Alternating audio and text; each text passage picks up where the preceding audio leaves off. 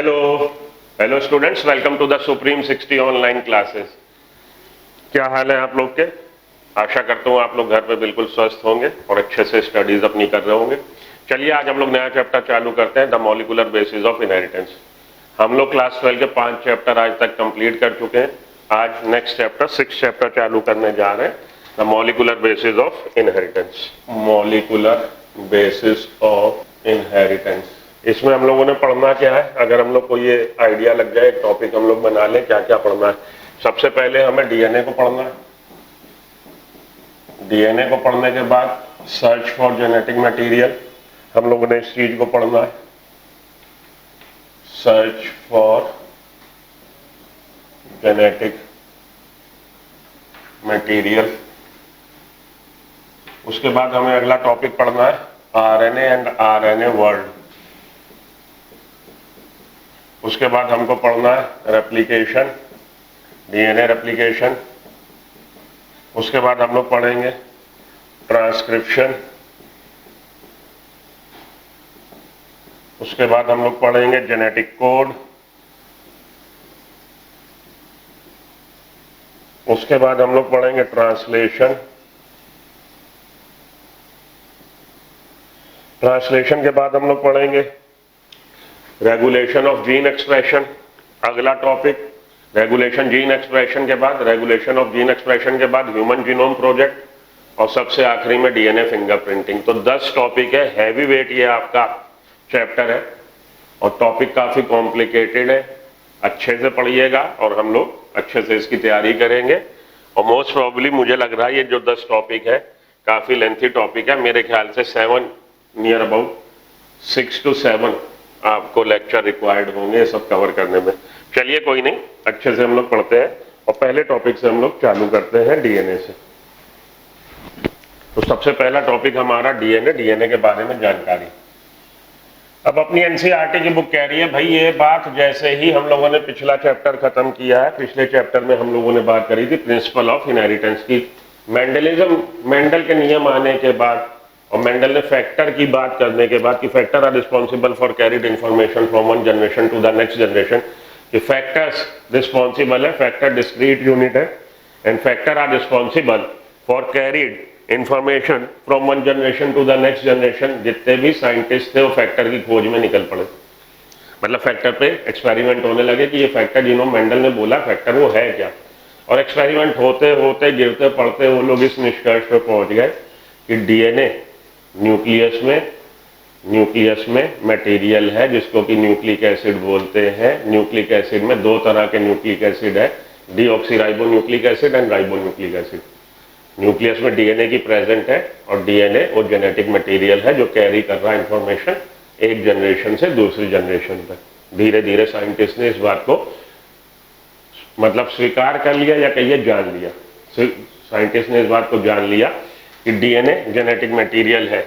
Nucleic acid की presence देख ली गई, हम लोग आगे इसका डिस्कशन करेंगे कि न्यूक्लिक एसिड प्रेजेंट है न्यूक्लियस में और ये न्यूक्लिक एसिड रिस्पॉन्सिबल है फॉर कैरिड इंफॉर्मेशन। और ये न्यूक्लिक एसिड 2 रूप में मिल रहा है, डीऑक्सीराइबोन्यूक्लिक एसिड डीएनए, डीएनए का फुल फॉर्म है डीऑक्सीराइबोन्यूक्लिक एसिड, और आरएनए। तो डीएनए जेनेटिक मटेरियल के तौर पे काम कर रहा है, ये साइंटिस्ट ने जाना। आगे चल के जब एक्सपेरिमेंट्स किए कैसे जाना उसका हम लोग डिस्कशन हम लोग करेंगे। और आरएनए उन्होंने देखा कि सर्टेन ऑर्गेनिजम्स ऐसे हैं, 99% ऑर्गेनिजम्स ऐसे हैं जिनमें डीएनए हमारा जेनेटिक मटेरियल है। कुछ ऑर्गेनिजम्स ऐसे हैं जिनमें आरएनए जेनेटिक मटेरियल की तरह काम करता है, वो वायरसेस है। वो वायरसेस है, सर्टेन वायरसेस हैं जिनमें आरएनए जेनेटिक मटेरियल है। और जिन वायरसेस में आरएनए जेनेटिक मटेरियल है उनको हम लोग राइबो वायरस के नाम से जानते हैं।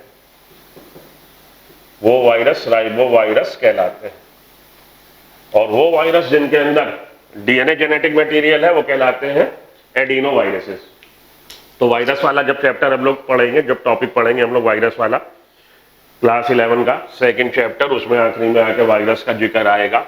तो वहां पे मैं आपको बताऊंगा कि वायरस की 2 कैटेगरी है, कह लीजिए आप, adeno virus and ribo virus. Adeno viruses are those viruses in which the DNA acting as a genetic material, whereas riboviruses are those viruses in which genetic material is of made up of RNA, RNA का बना genetic material है। तो RNA का जो हम देख रहे हैं काम, वो केवल जेनेटिक मटेरियल की तरह काम कर रहा हो ऐसा नहीं है, इसके अलावा आरएनए के सर्टेन और भी हम लोग देखते हैं फंक्शन है, बल्कि उन फॉर्म में ये ज्यादा इफेक्टिव है कहिए या ज्यादा पार्टिसिपेशन है इसका उन कामों में आरएनए का। जेनेटिक मटेरियल के तौर पे तो ये केवल राइबोवायरसेस में मिल रहा है, लेकिन साथ के साथ ये क्या काम कर रहा है, RNA molecule also act as a messenger, messenger की तरह काम करता है एमआरएनए। आपने सुना होगा मैसेंजर का क्या मतलब होता है, दूत, हमारा आप संदेशा लेके जाइए। तो डीएनए जेनेटिक मटेरियल है, डीएनए के पास इंफॉर्मेशन है कि कौन सी प्रोटीन बनेगी, लेकिन डीएनए वो काम खुद नहीं कर सकता। क्यों नहीं कर सकता? क्योंकि यूकैरियोटिक के सेल में, यूकैरियोट सेल में आप देखिए डीएनए के चारों तरफ न्यूक्लियर मेम्ब्रेन है और डीएनए नेगेटिवली चार्ज मॉलिक्यूल है and also DNA is a hydrophilic in nature, hydrophilic nature का है due to the sugar phosphate backbone की वजह से ये हाइड्रोफिलिक नेचर इसके पास आ जाता है, इसलिए ये न्यूक्लियर मेम्ब्रेन को पार करके बाहर नहीं आ सकता साइटोप्लाज्म में। यूकैरियोटिक सेल के केस में, यूकैरियोटिक सेल के केस में ये जो जेनेटिक मटेरियल है डीएनए, उसके चारों तरफ न्यूक्लियर मेम्ब्रेन है। प्रोकैरियोटिक में तो मेम्ब्रेन ही नहीं है। प्रोकैरियोटिक में वेल डिफाइंड न्यूक्लियस हम लोग बोलते हैं नहीं है, वेल डिफाइंड न्यूक्लियस नहीं है बोलने का जो हमारा क्राइटेरिया है, वो क्राइटेरिया यही है कि genetic material is not bound by the nuclear membrane, whereas in case of eukaryotic cell the genetic material is bound by the nuclear membrane, आप जानते हैं। तो अब ये डीएनए जो है ये न्यूक्लियर मेम्ब्रेन से बाहर नहीं आ सकता, उसके दो तीन कारण है, एक तो ये निगेटिवली चार्ज है, दूसरा ये हाइड्रोफिलिक इन नेचर है और तीसरा ये बहुत बड़ा एक मॉलिक्यूल है, क्वाइट अ लार्ज मॉलिक्यूल, जिसकी वजह से डीएनए अब बाहर नहीं आ सकता। बाहर आने की जरूरत क्या है, हम इस बात पे क्यों फोकस कर रहे हैं कि बाहर नहीं आ सकता? बाहर आने की जरूरत यह है कि प्रोटीन सिंथेसिस जो मशीनरी है वो साइटोप्लाज्म में, प्रोटीन का सिंथेसिस होना है, जीन के पास जो इंफॉर्मेशन है, जीन अपनी प्रेजेंस दिखाएगा, कैसे दिखाएगा कि जीन के पास जो इंफॉर्मेशन है उस इंफॉर्मेशन के हिसाब से प्रोटीन बनवाएगा। प्रोटीन बनेगी साइटोप्लाज्म में, साइटोप्लाज्म में खुद आ नहीं सकता, तो राम जी नहीं टाप सकते थे समुद्र, तो उन्होंने हनुमान जी को भेजा था, जाओ मैसेंजर बन के मेरा। यहाँ पे मैसेंजर बन के कौन आ रहा? डीएनए के मॉलिक्यूल पे सिंथेसिस हो रही आरएनए, और वो आरएनए बाहर आ रहा मैसेंजर आरएनए, इंफॉर्मेशन लेके कोडेड भाषा में कि ये प्रोटीन बना लो, जरूरत है इस समय बॉडी में किसी भी ऑर्गेनिज्म की। तो मैसेंजर आरएनए के तौर पे काम करता है, मैसेंजर की तरह काम करता है आरएनए। एक तो ये आप समझ गए, इंफॉर्मेशन का ट्रांसफर कर रहा है मैसेंजर बनके। दूसरा स्ट्रक्चरल मॉलिक्यूल की तरह भी काम करता है, स्ट्रक्चरल मॉलिक्यूल की तरह काम करता है मतलब आरएनए प्लस प्रोटीन, राइबोज जो हमारे राइबोसोम बन रहे हैं, राइबोसोम किससे बन रहे हैं? आरएनए और प्रोटीन से। आरएनए और प्रोटीन हमारे बना रहे हैं राइबोसोम, तो स्ट्रक्चरल मॉलिक्यूल की भी तरह काम कर रहा है। इसके अलावा एडेप्टर मॉलिक्यूल की तरह काम करता है, it act also as a adapter molecule. Adapter molecule का मतलब क्या हो गया, ये आपको जब मैं ट्रांसफर आरएनए और उसकी फंक्शनिंग समझाऊंगा ट्रांसलेशन में, वहां बताऊंगा कि एडेप्टर मॉलिक्यूल क्या होता है। एडेप्टर जो शब्द यूज होता है वो किसी भी ऐसी डिवाइस के लिए यूज होता है जो दो बिल्कुल अलग अलग डिवाइसेस को कनेक्ट कर दे। आप मोबाइल अपना सीधे ही प्लग में चार्जर के उस पर नहीं लगा सकते।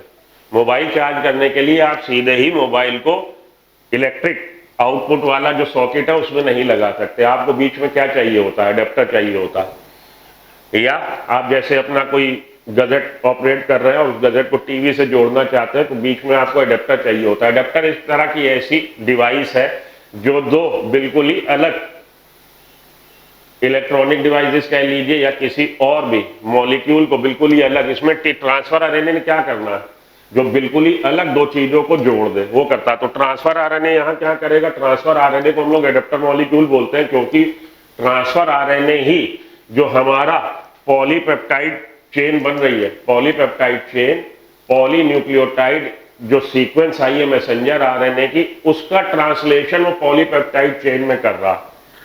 तो एक तरफ क्या है? एक तरफ है हमारा पॉलीन्यूक्लियोटाइड चेन जो कि हमारा मैसेंजर आरएनए का है, और दूसरी तरफ उस पर सिंथेसिस किसका हो रहा? पॉलीपेप्टाइड चेन का। तो अमीनो एसिड्स जुड़ रहे हैं किसको पढ़ते हुए?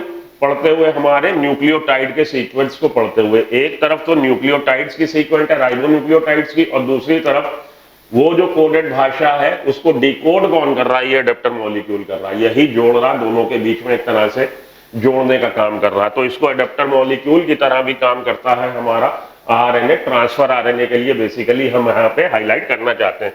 और आरएनए हम देखते हैं कि पहले हम लोग स्टेटमेंट देते थे कि all enzymes are protein, whereas आज की तारीख में हम लोग ये स्टेटमेंट नहीं देते। आज की तारीख में हम लोग स्टेटमेंट देते हैं कि almost all enzymes are protein, almost all, क्योंकि हमने देखा है कहीं कहीं आरएनए राइबोजाइम की तरह, एंजाइम की तरह काम कर रहा है। तो it also act as a enzyme, catalytic की तरह, कैटालिटिक प्रॉपर्टी है इसके पास, एंजाइम की तरह भी वर्क करता है। ठीक है जी, तो आपको समझ में आ गया कि आरएनए इतने सारे काम कर सकता है।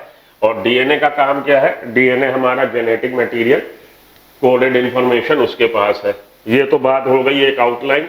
अब हम डीएनए के बारे में थोड़ा सा, क्योंकि डीएनए ही स्ट्रक्चर को डिस्कस करना है, डीएनए के बारे में थोड़ा सा डिस्कशन आपके साथ करते हैं। तो क्लास 11 में हम लोगों ने जब बायोमॉलिक्यूल पढ़ा था, वहां हम लोगों ने डीएनए के यूनिट को, डीएनए के यूनिट की, डीएनए का यूनिट क्या हो गया, डीएनए का यूनिट हो गया न्यूक्लियोटाइड। वहां पे हमने न्यूक्लियोटाइड के बारे में पढ़ा था। तो डीएनए क्या है, डीएनए है पॉलीमर, डीएनए है पॉलीमर। पॉलीमर क्या होता है, पॉलीमर वो यूनिट होती है जो मोनोमर के जुड़ने से बनती है।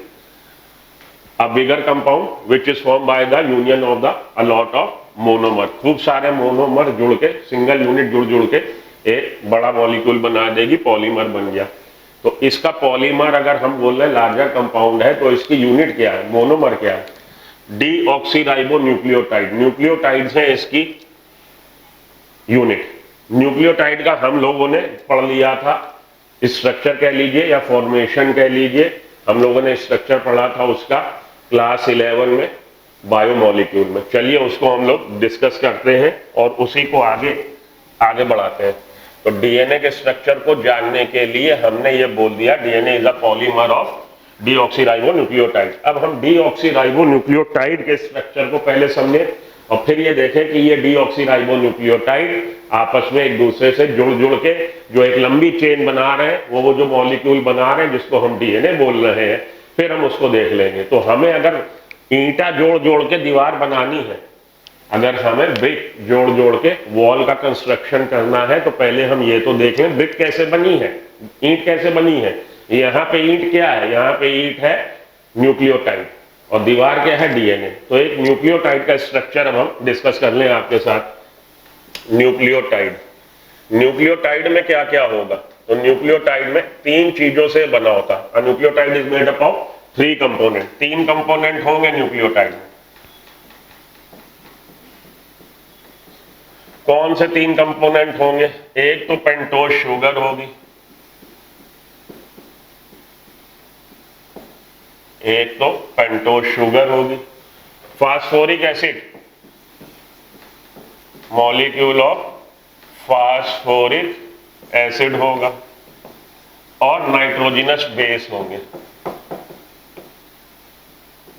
Nitrogenous base. ओके, आ रहा समझ में। तो भाई पेंटोज शुगर एक न्यूक्लियोटाइड में, pentose sugar, phosphoric acid, nitrogenous base. Pentose sugar जो है, डीएनए और आरएनए में 2 तरह की पेंटोज शुगर होती है। पेंटोज शुगर जो है वो या तो डीऑक्सीराइबोज शुगर होगी या राइबोज शुगर होगी। ये जो मैंने स्ट्रक्चर बनाया है, ये स्ट्रक्चर राइबोज शुगर का है। पेंटोज शुगर क्या होती है, मोनोसैकेराइड। मोनोसैकेराइड क्या होते हैं, मोनोसैकेराइड्स आर दो simple sugar molecule which can not be hydrolysed further. ये वो सिंपल शुगर मॉलिक्यूल हैं जिनको हम और नहीं तोड़ सकते। तो जैसे मैंने भी आपको एग्जांपल दिया, दीवार किसकी बनी, ईंट की। अब हम आपसे कहें ईंट को और तोड़ो, उसको और तोड़ो, तो ईंट को जब आप तोड़ेंगे वो गिट्टी हो जाएगी, टुकड़े टुकड़े हो जाएगी। मतलब एक तरह से देखा जाए तो ईंट जो है, ब्रिक जो है, वो अपने आप में एक डिस्क्रीट यूनिट है which can not be broken down further. उसको आप और ब्रेक डाउन नहीं कर सकते। ठीक। अब यहाँ पे अगर हम लोग देखेंगे, जब हम लोग बायोमोलिक्यूल पढ़ेंगे, पॉलीसैकेराइड पढ़ेंगे, तो पॉलीसैकेराइड क्या? Polysaccharide is the polymer of monosaccharide. And what is monosaccharide? Monosaccharide is the molecule of simple sugar which can not be hydrolysed further, जिसको अब हम और नहीं तोड़ सकते। सिंपल मॉलिक्यूल हो गया शुगर का, और इसका नामकरण मोनोसैकेराइड का हम लोग कर देते हैं according to the number of carbon atom present in it, कि उसमें कितने कार्बन एटम प्रेजेंट है। अगर 3 है ट्रायोस, 4 है तो टेट्रोस, 5 है तो पेंटोस, 6 है तो हेप्टोस, 7 है तो हेप्टुलोज। इस तरह से हम लोग उसका कर देते हैं। ट्रायोस का कोई example glyceraldehyde 3 phosphate, glyceraldehyde 3 phosphate. उसका टेट्रोस का कोई एग्जांपल इरिथ्रोज। पेंटोस का एग्जांपल ये ग्लूकोज, ग्लैक्टोज, फ्रुक्टोज, ये सारे एग्जांपल है हमारे। ये तो हमारे हेक्सोज के एग्जांपल हो गए, सॉरी, ग्लूकोज, ग्लैक्टोज, फ्रुक्टोज हमारे हेक्सोज शुगर के एग्जांपल हो गए, जिसमें 6 एटम होंगे कार्बन के। यहाँ पे पेंटोज की बात हो रही है, तो पेंटोज शुगर में राइबोज और डीऑक्सीराइबोज 2 तरह की शुगर जो आपको मालूम होनी चाहिए।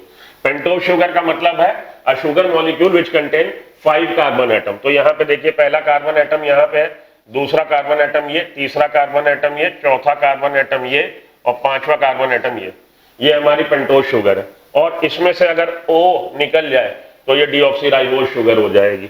अभी ये कैसी शुगर है? अभी ये राइबोज शुगर है। तो मेरे ख्याल से काफी बड़ा मैंने स्ट्रक्चर बनाया है, आपको दिख रहा होगा, लेकिन नहीं दिख रहा तो समय दीजिए जरा सा, इसको मैं इनलार्ज कर देता हूं। तो न्यूक्लियोटाइड में क्या क्या है? न्यूक्लियोटाइड में आप पेंटोज शुगर मॉलिक्यूल है। शुगर मॉलिक्यूल का स्ट्रक्चर अब देखिए, अब आपको मेरे ख्याल से दिख रहा होगा। ठीक है जी, ये पेंटोज शुगर हो गई, 1 2 3 4 5, और यहाँ पे OH ग्रुप सेकंड पे हाइड्रोक्सिल ग्रुप ना होके केवल हाइड्रोजन हो यहाँ पे, तो वो हो जाएगी डीऑक्सीराइबोज। अभी ये कैसी है? अभी ये राइबोज शुगर है। तो हम लोग पढ़ रहे हैं न्यूक्लियोटाइड में क्या क्या चीजें होती हैं। 3 चीजें होती हैं। दूसरा हो गया phosphoric acid, H3PO4, H3PO4 phosphoric acid या सॉल्ट्स ऑफ फास्फोरिक एसिड। इसका स्ट्रक्चर अगर आप बना लीजिए, मुझे क्या एतराज है, क्योंकि स्ट्रक्चर जब तक आप बनाएंगे नहीं समझ में नहीं आएगी। ये देखिए H3PO4 हो गया। ठीक है जी, ओके, वेरी गुड। तो ये इसको अब मैं रब करता हूं। ये 2 चीजें तो आप दिमाग में बिठा लीजिए, और उधर से नाइट्रोजनस बेस को मैं इधर ले आऊं ताकि आपके लिए और आसान हो जाए चीजें। नाइट्रोजनस बेस उधर बहुत ज्यादा सरक गया। नाइट्रोजनस बेस पे आइए, न्यूक्लियोटाइड को भी थोड़ा सा छोटा कर दूं, क्योंकि मुझे यहाँ पे चाहिए काम करने को, हाथ पांव चलाने को जगह चाहिए। न्यूक्लियोटाइड का डिस्कशन हो रहा, 3 है इसमें कंपोनेंट, 2 कंपोनेंट की बात हो गई। अब हम लोग नाइट्रोजनस बेसिस की बात करने जा रहे हैं, तीसरे कंपोनेंट की। नाइट्रोजनस बेसिस की 2 कैटेगरी बना लीजिए। नाइट्रोजनस बेस की 2 कैटेगरी कौन सी? प्यूरिन्स और पायरिमिडीन।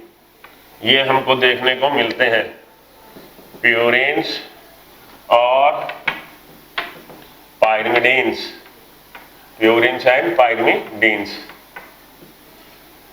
इसमें देखिए, अब आप ध्यान दीजिएगा, प्यूरिन्स में हमको मिलेंगे एडेनिन, ग्वानिन, और पायरिमिडीन में आ रहे हैं हमारे साइटोसिन, यूरेसिल और थाइमीन। ये 3 आ रहे हैं। प्यूरिन्स का स्ट्रक्चर अगर हम बना लेना चाहिए, आपको भी आना चाहिए, क्योंकि आपके वहां पे ये दिया हुआ है अपने बायोमोलिक्यूल वाले सेक्शन में, तो आपको भी ये आना चाहिए स्ट्रक्चर। ये है हमारा एडेनिन, एडेनिन का स्ट्रक्चर है। और इसकी अगर आप नंबरिंग करें, हम इसकी नंबरिंग करें 1 2 3 4 5 6 7 8 9। नंबरिंग क्यों आवश्यक है अभी आपको समझाते हैं। अगर नंबरिंग नहीं करेंगे तो आपको ये मैं कैसे बताऊंगा कि किस नंबर पे आपके नाइट्रोजन प्रेजेंट है। तो ये इसका एडेनिन हो गया, ये वाला। ग्वानिन का स्ट्रक्चर देख लें। ग्वानिन का स्ट्रक्चर देखने के लिए जगह थोड़ी सी कम लग रही है, इसको इधर कर ले थोड़ा सा, इसको इधर कर ले थोड़ा सा, ताकि आपको दिक्कत ना हो और आपको सब चीजें अच्छे से क्लियर हो जाए। हम लोग इसको थोड़ा सा इधर कर लेते हैं, एडेनिन के स्ट्रक्चर को। एडेनिन का स्ट्रक्चर तो आपने देख ही लिया है, लेकिन फिर भी यहां बना रहने देते हैं ताकि आपको कोई दिक्कत महसूस ना हो। ये है हमारा 1 3 7 9, 1 3 7 9 पे यहाँ पे क्या है, नाइट्रोजन है। ग्वानिन पे आ जाते हैं, ग्वानिन का स्ट्रक्चर देख लेते हैं। ग्वानिन के स्ट्रक्चर को हम लोग इस तरह से डिनोट कर सकते हैं। ये आपका ग्वानिन का स्ट्रक्चर हो गया, ठीक है जी। उसके बाद आप आ जाइए, हम लोग डिस्कस कर लें साइटोसिन और यूरेसिल के स्ट्रक्चर को। एक चीज ये ध्यान दीजिएगा, यहाँ पे ध्यान देने वाली चीज ये है कि हमारे प्यूरिन्स जो है डबल साइक्लिक रिंग है, डबल साइक्लिक रिंग है। वेयरएस ये जो हमारे अब मैं बना रहा हूँ क्या जी, पाइरिमिडीन्स, ये सिंगल साइक्लिक रिंग है। 1 2 3 4 5 6, 1 और 3 पे नाइट्रोजन है इस वाले केस में। ये हमारा किसका स्ट्रक्चर है, ये हमारा यूरेसिल का स्ट्रक्चर है। यूरेसिल के बाद थाइमिन का स्ट्रक्चर देख लीजिए। यूरेसिल और थाइमिन, थाइमिन में क्या फर्क है, थाइमिन में यहाँ पे हमारे को मिथाइल ग्रुप एडेड मिलेगा, बाकी ये इसीलिए इसको मिथाइल हम लोग बोलते हैं, मिथाइल यूरेसिल भी इसको बोलते हैं, क्योंकि क्या फर्क है इसमें, केवल मिथाइल ग्रुप ऐड हो गया। ये हमारा यूरेसिल है, ये हमारा थाइमिन है।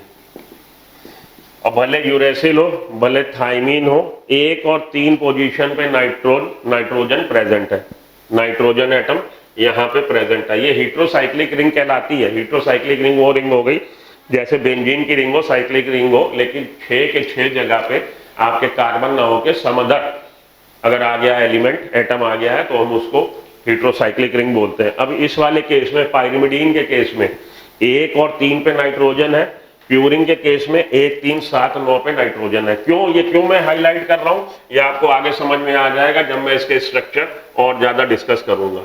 तो साइटोसिन, यूरेसिल, थाइमिन, अब मैं इसको रब कर दूं, लिखा रहने की कोई जरूरत नहीं है। ये यूरेसिल का स्ट्रक्चर है, ये थाइमिन का स्ट्रक्चर है, और अब मैं बनाने जा रहा हूं साइटोसिन का स्ट्रक्चर। तो साइटोसिन के स्ट्रक्चर में जो मैंने आपको दिखाना है वो क्या चीज है जी, यहाँ पे आ जाएगा हमारा NH2 और यहाँ पे एक डबल बॉन्ड आ जाएगा, बाकी ये वही पूरा स्ट्रक्चर हो गया। तो ये हमारा स्ट्रक्चर किसका है, ये स्ट्रक्चर हमारा जो बच गया था साइटोसिन का है। एडेनिन, ग्वानिन, यूरेसिल, थाइमिन और साइटोसिन, इसमें भी 1 पोजीशन पे और 3rd पोजीशन पे नाइट्रोजन है। इन वाले में भी 1st और 3rd पोजीशन पे नाइट्रोजन है। ये बात ध्यान में रखनी है। क्यों इतनी हाईलाइट कर रहा हूं, अभी आपको समझ में आएगी। तो ये वाला हमारा यूरेसिल का स्ट्रक्चर, ये वाला हमारा थाइमिन का structure. Thymine is known by another name, that is methyl uracil, क्योंकि यहाँ पे मिथाइल ग्रुप ऐड हो गया है। और ये हमारा साइटोसिन का स्ट्रक्चर, ये स्ट्रक्चर है हमारे नाइट्रोजिनस बेस के। क्लियर। नाइट्रोजिनस बेस की 2 category, purine, pyrimidine. Purine double cyclic है, पाइरिमिडीन 3 है, उसमें सिंगल साइक्लिक है। हमें जो मिल रहे हैं नाइट्रोजिनस बेस, डीएनए हो, आरएनए हो, 4 नाइट्रोजिनस बेस मिलते हैं, 5 नहीं मिलते।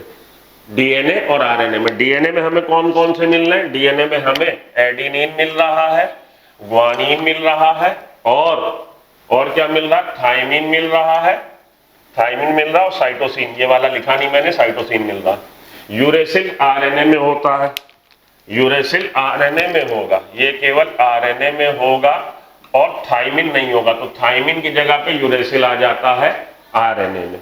ये बात आपको आगे भी बताई जाएगी। डीएनए में हमको ये ठीक, डीएनए में थाइमिन मिल रहा है, और थाइमिन की जगह यूरेसिल आ जाएगा आरएनए के मॉलिक्यूल में। बाकी तीनों मिलेंगे, एडेनिन, ग्वानिन मिलेगा डीएनए में, एडेनिन, ग्वानिन आरएनए में भी मिलेगा। थाइमिन, साइटोसिन किस में मिलेगा, थाइमिन, साइटोसिन हमको मिलेगा डीएनए में, और यूरेसिल और साइटोसिन मिलेगा हमको आरएनए में। क्लियर है यहाँ तक? चलिए आगे चले। अब आप ये समझ गए हैं कि न्यूक्लियोटाइड में 3 ये कंपोनेंट हैं। अब ये 3 कंपोनेंट आपस में एक दूसरे से जुड़े कैसे हुए उसकी बात कर ले, और उसको हम कैसे बोलते हैं, क्या क्या बोलते हैं। ये अब आपने स्ट्रक्चर देख लिया, नोट कर लिया होगा मेरे ख्याल से, नहीं किया तो अच्छे से बना हुआ है। 1 मिनट के लिए अपना वीडियो पॉज करिए और ये नोट कर लीजिए। इसमें ये जरूर लिख लीजिएगा कि 1 और 3 पे पोजीशन पे क्या है, 1 और 3 पोजीशन पे है हमारा, इस वाले में 1 3 7 9 पे नाइट्रोजन है, उस वाले में 1 और 3 पे नाइट्रोजन है। अब इसको मैं रब करता हूं, आगे चलता हूं। न्यूक्लियोटाइड जो है, न्यूक्लियोटाइड बना होता है न्यूक्लियोसाइड प्लस फॉस्फेट।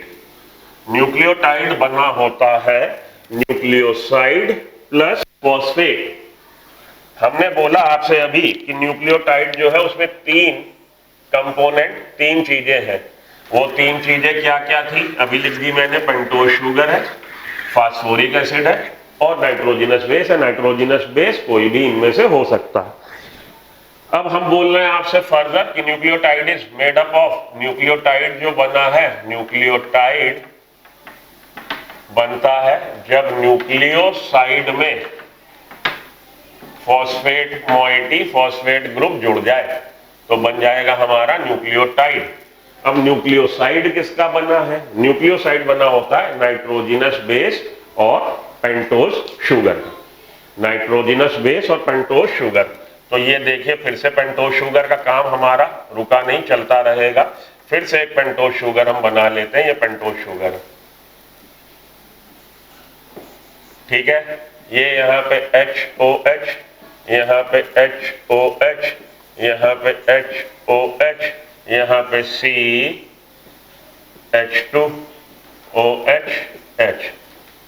अब इसमें हमने जोड़ दी क्या, इसमें हमने जोड़ दिया नाइट्रोजिनस बेस। हमने नहीं जोड़ दिया, जुड़ गया।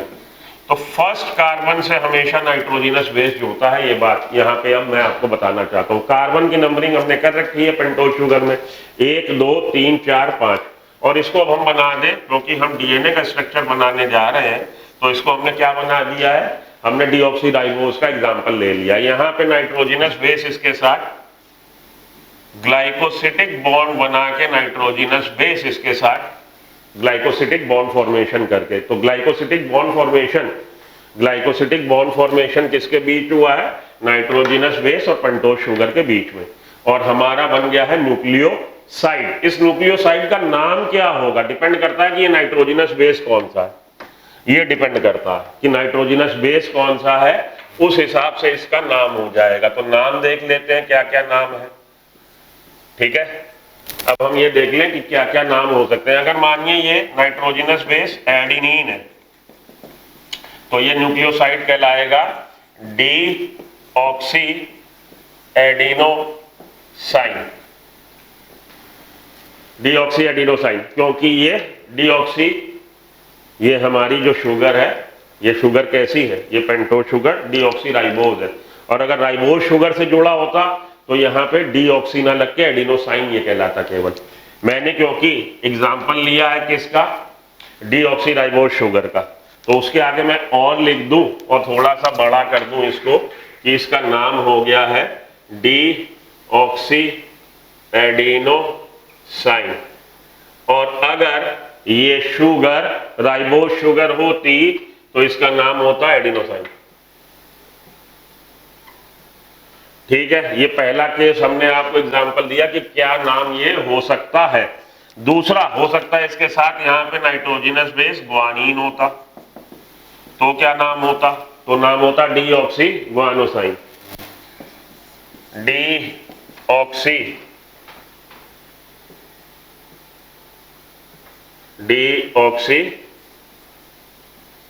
ग्वानो। और अगर राइबोज शुगर होती तो क्या नाम होता, तो ये नाम होता।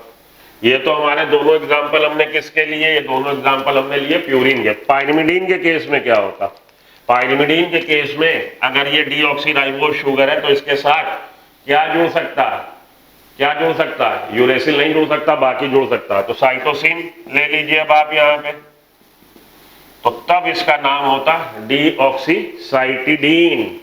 ध्यान दीजिएगा, डीऑक्सीसाइटिडीन।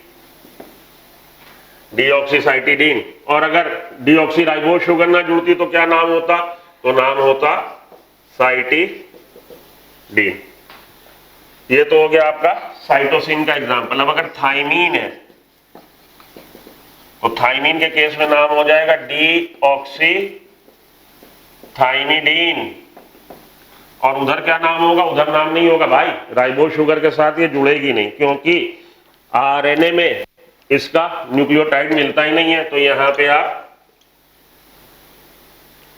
स्पेस छोड़ दीजिए। इसके बाद वाला यूरेसिल, अगर यहां पे यूरेसिल होता तो क्या नाम होता? तो यूरेसिल में डीऑक्सी यूरेडिन नहीं, डीऑक्सी बनेगा ही नहीं, क्योंकि यूरेसिल जो है डीएनए में नहीं मिलता, यहां पे मिलेगा यूरिडीन। आपकी बुक में देखिए दे रखे हैं, लेकिन उसने इस तरह से बताया नहीं है, तो बच्चा कई बार कंफ्यूज हो जाता। ठीक है, ये तो नाम हो गए न्यूक्लियोसाइड्स के, आपको याद होने चाहिए। अब ये न्यूक्लियोसाइड बन गया है। न्यूक्लियोसाइड का कन्वर्जन जब इससे जुड़ जाएगा क्या? Phosphoric acid. अगर फास्फोरिक एसिड इसके साथ कंबाइंड हो गया, ये ग्लाइकोसिटिक बॉन्ड है, ध्यान दीजिएगा। ये ग्लाइकोसिटिक बॉन्ड जो बना है ये हमेशा पहले कार्बन से बनता है। पेंटोज शुगर का पहला कार्बन, फर्स्ट कार्बन एटम जिसकी नंबरिंग करी है, वो नाइट्रोजनस बेस से जुड़ता है। प्यूरिन के केस में और पाइरिमिडीन के केस में कौन सा जुड़ेगा उससे, किस नंबर का, वहां पे हमने रिंग स्ट्रक्चर बनाया था। तो फर्स्ट नंबर का कार्बन फर्स्ट नंबर के नाइट्रोजन से जुड़ेगा। इस केस में फर्स्ट कार्बन और फर्स्ट नाइट्रोजन, रिंग स्ट्रक्चर बनाया था इसका, सिंगल साइक्लिक रिंग, नंबरिंग करी थी। पहले नंबर का कार्बन पेंटोज शुगर का, पहले नंबर का उस रिंग में नाइट्रोजन के बीच, उनके बीच में बॉन्ड बनेगा। और इस वाले केस में पहले नंबर का कार्बन शुगर का और 9th नंबर का नाइट्रोजन का। तो यहां पे है पहला कार्बन और 9th नाइट्रोजन, ग्लाइकोसिटिक बॉन्ड। इसलिए मैं वहां पे फोकस आपको करवाना चाहता था, इसलिए बोल रहा था। जो आपको हायर बुक्स ही बताएंगी या आपको एलन आकाश के मॉड्यूल शायद बताएं तो बताएं, वरना ये चीजें बताता नहीं है कोई, अवॉइड करता, क्योंकि ये जनरली पूछा नहीं जाता ये वाला, लेकिन ये पूछा जाता। तो मैंने एक स्टेप आगे का आपको और बता दिया। ये वाला पूछा जाता कि पेंटोज शुगर जो नाइट्रोजनस बेस से जुड़ रही है, पेंटोज शुगर का किस नंबर का कार्बन नाइट्रोजनस बेस के साथ ग्लाइकोसिटिक बॉन्ड करता, पहले नंबर का कार्बन। ओके, यहां तक बात समझ में आई? ये लिख लीजिएगा, मैं उम्मीद कर रहा हूं आपने लिख लिया होगा। अब ये जो न्यूक्लियोसाइड बन गया है, जब इससे फॉस्फेट जुड़ जाएगा तब ये न्यूक्लियोटाइड में कन्वर्ट हो जाएगा। ठीक है, अब फॉस्फेट हम लोगों ने बोला था, स्ट्रक्चर बनाया था फास्फोरिक एसिड, उसको देखिए आप पी के साथ आप OH, अरे भाई H3PO4 बोला, H3PO4 को देखो, H3PO4 को देखो, OH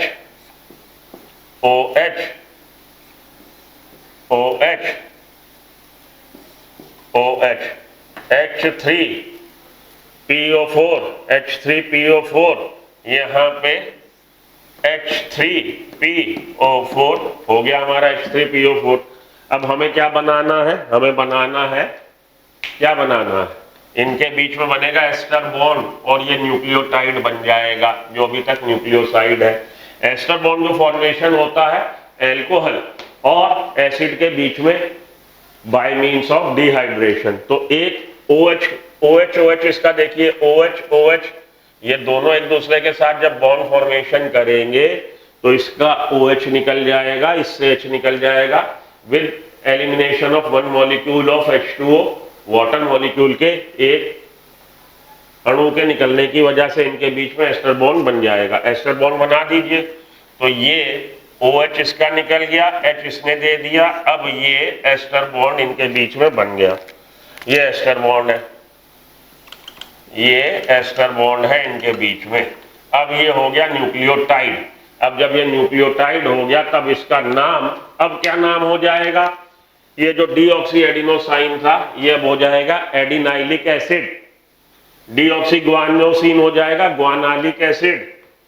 डीऑक्सीसाइटिडीन हो जाएगा साइटिडाइलिक एसिड। और थाइमीन, डीऑक्सीथाइमिडीन हो जाएगा थाइमिडाइलिक एसिड। इसको भी आप समझ लीजिए। तो उधर जगह है नहीं, मैं इधर लिख देता हूं डीऑक्सी एडिनोसाइन, जब उसके साथ जुड़ गया क्या, फॉस्फेट ग्रुप, ये बन क्या गया हमारा, ये बन गया हमारा एडिनाइलिक एसिड, एडिनाइलिक एसिड। इसी को हम एडिनोसिन मोनोफॉस्फेट भी बोलते हैं, एडिनोसिन मोनोफॉस्फेट, एडिनोसाइन मोनोफॉस्फेट भी इसी का नाम, एडिनाइलिक एसिड। भाई न्यूक्लिक एसिड, एसिड अब ये बन गया ना न्यूक्लियोटाइड, शुगर के साथ जब नाइट्रोजनस बेस जुड़ा न्यूक्लियोसाइड बन गया। उस न्यूक्लियोसाइड में जब फॉस्फेट बॉन्ड जुड़ा तो 5th नंबर के कार्बन से, ये याद रखिएगा, 5वें नंबर के कार्बन जहां पे हाइड्रोक्सिल ग्रुप प्रेजेंट था और फास्फोरिक एसिड का OH, उनके बीच में एस्टर बॉन्ड, ये वाला एस्टर बॉन्ड है, ये याद रखिएगा,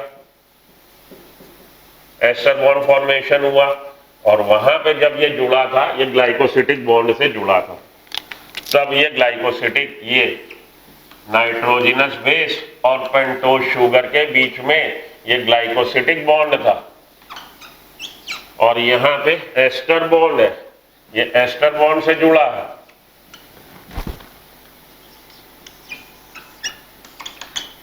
ये हमारा हो गया एक न्यूक्लियोटाइड। ऐसे ही एक के पीछे एक के पीछे एक के पीछे एक, जब न्यूक्लियोटाइड जुड़ते चले जाएंगे तब एक चेन जो बन जाएगी, वही स्ट्रैंड, वही चेन डीएनए का एक स्ट्रैंड होगा, वो डीएनए का एक स्ट्रैंड होगा।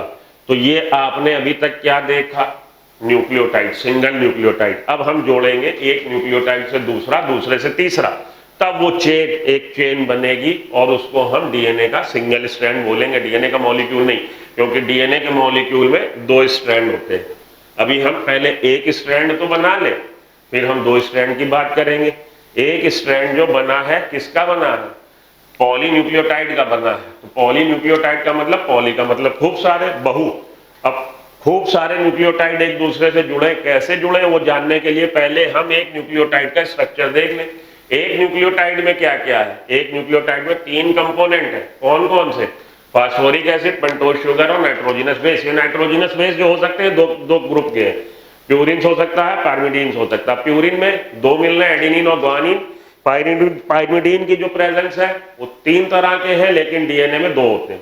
कौन कौन से होते हैं, डीएनए में हमें मिलेगा साइटोसिन और थाइमिन, वेरएस आरएनए के केस में थाइमिन की जगह पे यूरेसिल आ जाएगा। ये चीज हम लोग इससे पहले मैं आपसे डिस्कस कर चुका हूं। तो पेंटोज शुगर की ये बात, पेंटोज शुगर का मॉलिक्यूल, पेंटोज शुगर के मॉलिक्यूल के साथ जुड़ गया नाइट्रोजनस बेस, ये बन गया हमारा क्या, न्यूक्लियोसाइड। और इससे जब जुड़ गया एस्टर बॉन्ड की सहायता से फास्फोरिक एसिड का मॉलिक्यूल, तो ये बन गया हमारा न्यूक्लियोटाइड। ओके, चलिए इसके नाम याद रख लीजिएगा, adenylic acid, guanylic acid, cytidylic acid और thymidylic acid. Adenylic acid known by the another name, that is adenosine monophosphate. उसी के साथ उसमें लगा दीजिए ग्वानोसिन मोनोफॉस्फेट, साइटोसिन मोनोफॉस्फेट और थाइमिन मोनोफॉस्फेट। ओके, अब ये स्ट्रक्चर आपके दिमाग में बैठ गया। अब मैं इन सबको रब करूं और आपको ये बताऊं कि एक के पीछे जब दूसरा आता है न्यूक्लियोटाइड, तो कैसे आपस में जुड़ते चले जाते हैं। अब इस बात पे हम आते हैं। दूसरी बात ये जरूर याद रखिएगा, जरूर से भूलिएगा मत, ये जो फास्फोरिक एसिड है अपने वाले न्यूक्लियोटाइड से, फास्फोरिक एसिड अपने वाले न्यूक्लियोटाइड के राइबोज शुगर से 5th कार्बन एटम से जुड़ा है। समझ लीजिए बात को, पूछा जाता कि ये फास्फोरिक एसिड, ये जो न्यूक्लियोटाइड में पार्टिसिपेट कर रहा है न्यूक्लियोटाइड मॉलिक्यूल को बनाने में, ये पेंटोज शुगर के अपने वाले न्यूक्लियोटाइड के पेंटोज शुगर के किस कार्बन एटम से जुड़ा, 5th, और अपने से आगे वाले न्यूक्लियोटाइड के पेंटोज शुगर के किस कार्बन एटम से जुड़ा, 3rd। अभी मैं लिख भी दूंगा इसको, आप लोग क्योंकि मुझे लग रहा समझ नहीं पा रहे हो बात को, कोई बात नहीं। 1C ये वाला नोट कर लिया होगा आपने, इसको मैं रब करूं। और एक अब आपने न्यूक्लियोटाइड का स्ट्रक्चर देख लिया है, इसी को मैं आगे बढ़ाता हूं कि एक न्यूक्लियोटाइड के साथ जब दूसरा न्यूक्लियोटाइड आता है, हमें कम से कम 3 न्यूक्लियोटाइड आपको जोड़ के दिखाने होंगे, तब आप समझ पाओगे कि कैसे स्ट्रक्चर बन रहा है। तो इसको मैं थोड़ा सा छोटा कर देता हूं और इसी के आगे एक और एक पीछे बना देता हूं। ये काफी बड़ा सा बना हुआ था, अब इसको मैं और थोड़ा सा इधर करूं, ये ठीक है। OH यहाँ था, OH इनके बीच में बॉन्ड फॉर्मेशन, एस्टर बॉन्ड निकल जाएगा, ठीक है। OH और इसके आगे भी OH। अब ये एक न्यूक्लियोटाइड है, हम लोग बनाने जा रहे हैं न्यूक्लियोटाइड की चेन। न्यूक्लियोटाइड की चेन बनाने के लिए आपको एक के पीछे एक न्यूक्लियोटाइड जब आएंगे तभी तो चेन बनेगी, तो इसके ऊपर भी एक न्यूक्लियोटाइड बना लेते हैं। इधर हम अब नाइट्रोजनस बेस सीधे ही लिख देते हैं, थोड़ा सा ऐसे लिखें नाइट्रोजनस बेस, ठीक। यहाँ पे हमारा थर्ड नंबर का कार्बन, उस पे H और OH, यहाँ पे H और H क्योंकि ये डीऑक्सीराइबोज शुगर है, और यहाँ पे CH2OH और इससे जुड़ा हुआ POH, OH, OH, O, इनके बीच में यहाँ पे फिर एक एस्टर बॉन्ड का फॉर्मेशन, एक मॉलिक्यूल H2O निकल जाएगा, इससे भी एक मॉलिक्यूल H2O निकल रहा, ध्यान दीजिएगा। तब यहाँ पे बीच में केवल O रह जाएगा, ओके। ये हो गया हमारा। अब जब ये एक के पीछे एक, एक इसके पीछे बना लीजिए और तभी आप समझोगे। एक और बना लेते हैं, यहाँ पे फिर नाइट्रोजन, ये नाइट्रोजन A हो सकता है, ये T हो सकता है, ये C हो सकता है। हम लोग नाइट्रोजन बेस की जो रिप्रेजेंटेशन देते हैं, सिंबॉलिक रिप्रेजेंटेशन, उसके फर्स्ट अल्फाबेट से दे देते हैं। एडिनोसाइन को हम लोग रिप्रेजेंट कर देते हैं A से, ग्वानोसिन को हम लोग रिप्रेजेंट कर देते हैं, ग्वानीन को हम लोग रिप्रेजेंट कर देते हैं G से, एडेनिन को रिप्रेजेंट कर देते हैं A से, थाइमिन को रिप्रेजेंट कर देते हैं T से, और साइटोसिन को रिप्रेजेंट कर देते हैं C से, यूरेसिल को रिप्रेजेंट कर देते हैं U से। तो इधर ये नाइट्रोजनस बेस, ओके। यहाँ पे एक बॉन्ड बना ही हुआ है, एक यहाँ पे और देखिए H, ये पहला carbon, nitrogenous base, glycosidic bond इनके बीच में, H, यहाँ पे HOH, तीसरा नाइट्रोजन, यहाँ पे CH2OH, ये पांचवा कार्बन, ठीक। यहाँ पे H, अब यहाँ पे एक और आ गया फॉस्फेट, अपने वाले के साथ ये बना लेगा ये एस्टर बॉन्ड, और एक मॉलिक्यूल H2O का यहाँ निकल जाएगा, OH और OH। अब ये क्या करता है, जब ऐसे ये अरेंज होते हैं, ध्यान दीजिएगा, अपने से आगे वाले न्यूक्लियोटाइड के थर्ड कार्बन पे देखिए हाइड्रोक्सिल OH ग्रुप है, और यहाँ पे इसके पास भी एक फ्री OH ग्रुप है। इन दोनों के बीच में एक हाइड बन जाएगा एस्टर बॉन्ड, और तो एक मॉलिक्यूल फिर निकल जाएगा H2O का। इस वाला OH और ये वाला OH आपस में इन्होंने बॉन्ड फॉर्मेशन किया, H2O निकल गया, एक O को ये दोनों शेयर करने लगे, ग्लाइकोस, ये हमारा एस्टर बॉन्ड बन गया, और ये दो न्यूक्लियोटाइड आपस में कंबाइंड हो गए, ये डाई न्यूक्लियोटाइड हो गया। इसी तरह से इसके आगे वाला जो था न्यूक्लियोटाइड, वो फिफ्थ कार्बन, ये फिफ्थ कार्बन, यहाँ पे देखिए थर्ड, इसके आगे वाले थर्ड कार्बन पे OH ग्रुप है OH ग्रुप, और इसके पास ये OH ग्रुप है, इनके बीच में एस्टर बॉन्ड बन जाएगा। यहाँ पे भी एक H2O मॉलिक्यूल निकलेगा, एक एस्टर बॉन्ड बना, H2O मॉलिक्यूल निकला। अब आप देखो, एक फॉस्फेट को दो शुगर मॉलिक्यूल शेयर कर रहे हैं, एक फॉस्फेट को दो शुगर मॉलिक्यूल शेयर कर रहे हैं। ये फॉस्फेट अपने वाले न्यूक्लियोटाइड से, अपने वाले न्यूक्लियोटाइड की पेंटोज शुगर से फिफ्थ कार्बन से जुड़ा है, और अपने से आगे न्यूक्लियोटाइड वाले पेंटोज शुगर से ये थर्ड कार्बन से जुड़ा है। ये बात मैं कह रहा था, ये बात आपसे पूछी जाती है, तो इसको मैं लिख रहा हूं, आप नोट कर लीजिएगा। Phosphate is attached with its own nucleotide by H. Phosphate is attached with its own nucleotide at carbon position number 5. whereas it is attached to nucleotide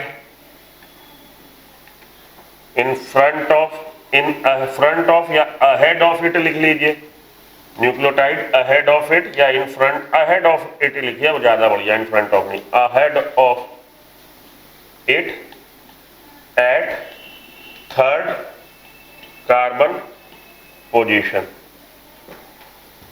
ये लिख लीजिए। तो अब ये जो बॉन्ड बन गया, एक एस्टर बॉन्ड ये, एक एस्टर बॉन्ड ये, एक एस्टर बॉन्ड इसका अपने से आगे वाले न्यूक्लियोटाइड की पेंटोज शुगर के थर्ड कार्बन से बना है, और एक एस्टर बॉन्ड इसका अपने वाले न्यूक्लियोटाइड की पेंटोज शुगर के फिफ्थ कार्बन से बना है। तो आगे वाला थर्ड, अपने वाला फिफ्थ, आगे वाला थर्ड, अपने वाला फिफ्थ, आगे वाला थर्ड, अपने वाला फिफ्थ, इस तरह से ये लोग जुड़ते चले जाएंगे। अल्टीमेटली ये हमारा पहला मान्य है और ये हमारा 10,000वां मान्य है। ये यही जुड़ते जुड़ते जुड़ते जुड़ते जुड़ते चले जाएंगे। आखिर कहीं तो जाके लंका दहन खत्म होगा, कहीं पे तो जाके हनुमान जी की पूछ खत्म होगी। भैया ये पूरा स्ट्रक्चर बन गया हमारा, एक स्ट्रैंड बन गया। जब ये एक स्ट्रैंड बन गया तब हम देख रहे हैं कि दो एस्टर बॉन्ड की सहायता से फॉस्फेट शुगर मॉलिक्यूल से जुड़ा है, अपने वाले न्यूक्लियोटाइड की शुगर से फिफ्थ कार्बन पे जुड़ा है, और अपने से आगे वाले न्यूक्लियोटाइड की शुगर से ये थर्ड कार्बन से जुड़ा है। अब ये दो एस्टर बॉन्ड है, इसलिए फास्फोडाइएस्टर बॉन्ड अब कहलाएगा। इसीलिए आप पढ़ते हो जगह जगह लिखा रहता है फास्फोडाइएस्टर बॉन्ड, कि phosphate is attached with the sugar molecule by means of फास्फोडाइएस्टर bond. Diester, दो एस्टर बॉन्ड है, दो एस्टर बॉन्ड है, तो ये एक एस्टर, ये एक एस्टर, दो एस्टर बॉन्ड है, जिसमें से एक एस्टर बॉन्ड बन रहा है इसके खुद के न्यूक्लियोटाइड की शुगर से, और एक एस्टर बॉन्ड बन रहा है इससे आगे वाले न्यूक्लियोटाइड की शुगर के थर्ड कार्बन से। अल्टीमेटली ये जो हमने एक स्ट्रैंड बना दिया, इसका कहीं पे जाके खात्मा हुआ, तो एक एंड पे देखिए हमेशा फिफ्थ पोजीशन पे फिफ्थ कार्बन है, एक एंड पे देखिए हमेशा फिफ्थ पोजीशन पे फ्री हमको क्या मिलेगा, फॉस्फेट, क्योंकि अपने वाले फिफ्थ से तो ये जुड़ा ही है। एक एंड पे हमेशा, जब एक स्ट्रैंड ये बना है, एक एंड पे हमेशा फिफ्थ कार्बन पे हमें देखने को मिलेगा free phosphate group. Phosphate group है जो फ्री है कि अपने आगे वाले से अगर मौका लगे तो जुड़ जाए।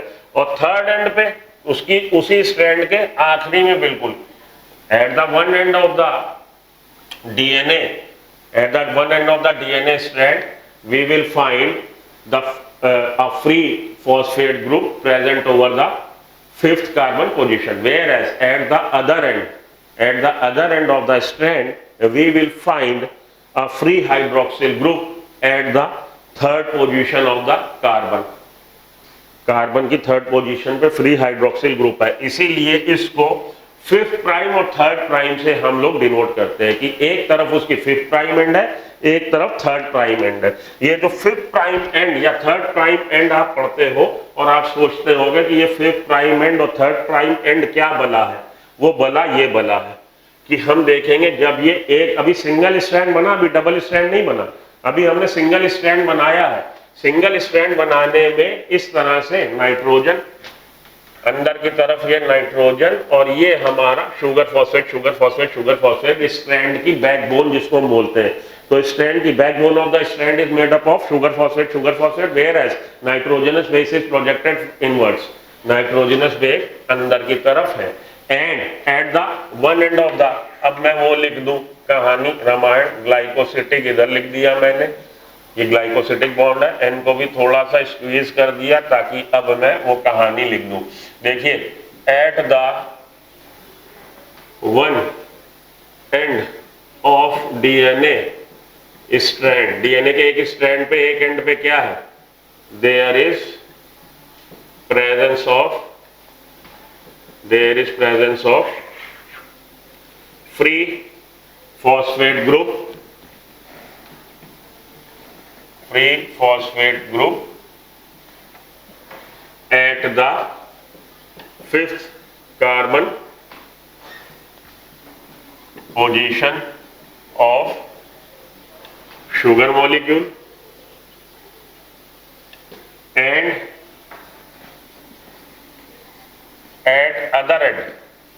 दूसरे एंड पे, eight other and of DNA strand and at other end of DNA strand there is the presence of, वहां पे प्रेजेंट है, क्या प्रेजेंट है, free hydroxyl group, free OH group at the third carbon of sugar molecule, sugar molecule के। तो देखिए ये कहलाएगा हमारा थर्ड प्राइम एंड और ये कहलाएगा हमारा फिफ्थ प्राइम एंड। और इसमें, ठीक, ये नोट कर लिया आपने, इसमें द स्ट्रैंड में, in one strand the backbone is made up of sugar phosphate, sugar phosphate, sugar phosphate, whereas nitrogenous base is projected inward from the backbone, backbone से अंदर की तरफ नाइट्रोजनस बेस है। तो शुगर फॉस्फेट अब ये बना हुआ है, ये आपने मेरे ख्याल से अब तक बना लिया होगा, नहीं बनाया तो बनाइए, मैं इसको रब करूं और आगे की कहानी राम कहानी चालू करूं। तो एक फॉस्फेट को दो शुगर मॉलिक्यूल शेयर कर रहे हैं और उनके बीच में एक बन गया हमारा ये OH था, निकल गया H2O, O शेयर करने लगे, एक ये है हमारा एस्टर बॉन्ड, यहाँ पे OH था, ये OH इसका निकला, H इसका निकला, O ये एक बॉन्ड हो गया। तो इसको भी अब मैं लिख चुका हूँ रब करके, तब आपको और ज्यादा अच्छे से घिचड़ पिचड़ हो जा रही है। ये देखिए ये हो गए फॉस्फेट बॉन्ड, ये हो गया हमारा diester bond, sorry ester bond, phosphate bond नहीं एस्टर बॉन्ड, ये हो गया हमारा एस्टर बॉन्ड, एक एस्टर बॉन्ड ये, एक एस्टर बॉन्ड ये, एक एस्टर बॉन्ड ये, एक एस्टर बॉन्ड ये, इसी हिसाब से एक एस्टर बॉन्ड यहां बना हुआ। ठीक है, आ रहा समझ में सारा। तो ये हमारा हो गया, ये फॉस्फेट, ये शुगर, ये फॉस्फेट, ये शुगर। इसको सिंबॉलिक अगर हम लिखें, क्योंकि आगे जब हम बात करेंगे हमें सिंबॉलिक करनी पड़ेगी, थोड़ी सी स्पेस कम होती है। आप लोग अगर यहाँ होते तो तब स्पेस में भी आपको दिख जाता, आपको समझ में आता। ऐसे हमें सिंबॉलिक लिखना पड़ेगा आपको समझाने के लिए।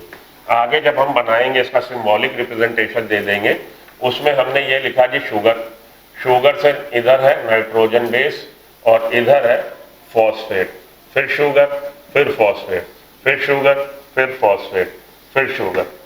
तो ये फॉस्फेट को दो शुगर शेयर कर रही है और इधर की तरफ है nitrogen base, nitrogen base, nitrogen base. इसीलिए हम लोग बोल रहे हैं कि स्ट्रैंड में बैकबोन किसकी बनी है, sugar phosphate, sugar phosphate, sugar phosphate, sugar phosphate, sugar phosphate की बैकबोन बनी है और नाइट्रोजनस बेस अंदर की तरफ है। ये हमारा एक स्ट्रैंड हो गया। और इसकी पोलैरिटी के लिए हमने अभी बनाया था स्ट्रक्चर, वो थोड़ा टफ था। अब मैं स्ट्रक्चर आगे से ऐसा बना दूंगा, आप लोग समझ गए। उसको उस तरह से बनाने में होगी दिक्कत, क्योंकि जब हम एंटी पैरेलल उधर स्ट्रैंड बनाएंगे तो थोड़ा सा स्केच करने में टिपिकल हो जाता है। अब आप ये इसको मैं बनाऊंगा ऐसे, शुगर को आप समझ लो, उसको ऐसे मैं नाम बना के सिंबॉलिक रिप्रेजेंटेशन ऐसे बनाऊंगा, आप लोग समझ जाओगे, समझ जाना आप लोग, मैं पहले ही बता रहा हूँ। तो ये आपको अभी मैंने बना के दिखा दी थी पेंटोज शुगर। आगे अभी जब मैं डबल स्ट्रैंड का डिस्कशन करूंगा तब उसको ऐसे नाम बना के, इजी रहता है थोड़ा सा समझाने में, ऐसे बना दूंगा। इधर की तरफ ये, आगे की तरफ फिफ्थ, ये थर्ड, ये आप समझ लीजिएगा। ठीक है, ओके। उसी हिसाब से आगे आपके लिए आसान होता चला जाएगा। तो हम देख रहे हैं कि स्ट्रैंड जो बना, उस स्ट्रैंड में sugar phosphate, sugar phosphate, sugar phosphate की बैकबोन है और नाइट्रोजनस बेस अंदर की तरफ है। नाइट्रोजनस बेस हमेशा शुगर मॉलिक्यूल के फर्स्ट कार्बन से जुड़ता है। अगर ये प्यूरिन है, तो डबल साइक्लिक है। डबल साइक्लिक में 9वें नंबर का नाइट्रोजन पहले नंबर के कार्बन से जुड़ेगा। अगर ये पाइरिमिडीन है तो ये सिंगल साइक्लिक है। सिंगल साइक्लिक है तो पहले नंबर का नाइट्रोजन पहले नंबर के कार्बन से जुड़ेगा। और यहाँ पे ये जो फॉस्फेट जुड़ा हुआ है अपने वाले से फिफ्थ से, ये फिफ्थ पोजीशन और आगे वाले के थर्ड से जुड़ा है। ये अपने वाले के फिफ्थ पोजीशन, आगे वाले के थर्ड से जुड़ा है।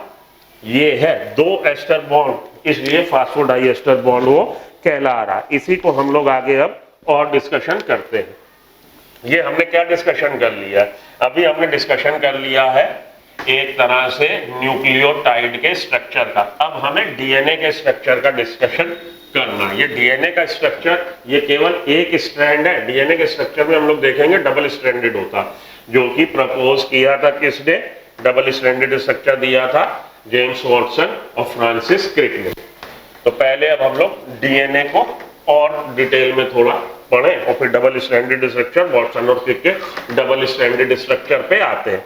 ओके जी, तो चलिए डीएनए के बारे में। डीएनए हम लोगों ने जान लिया कि डीएनए जो है, डीएनए की बात करें कि it is a long polymer, ये एक बहुत बड़ा पॉलीमर है। It is a long molecule, polymer molecule which is made up of nucleotide.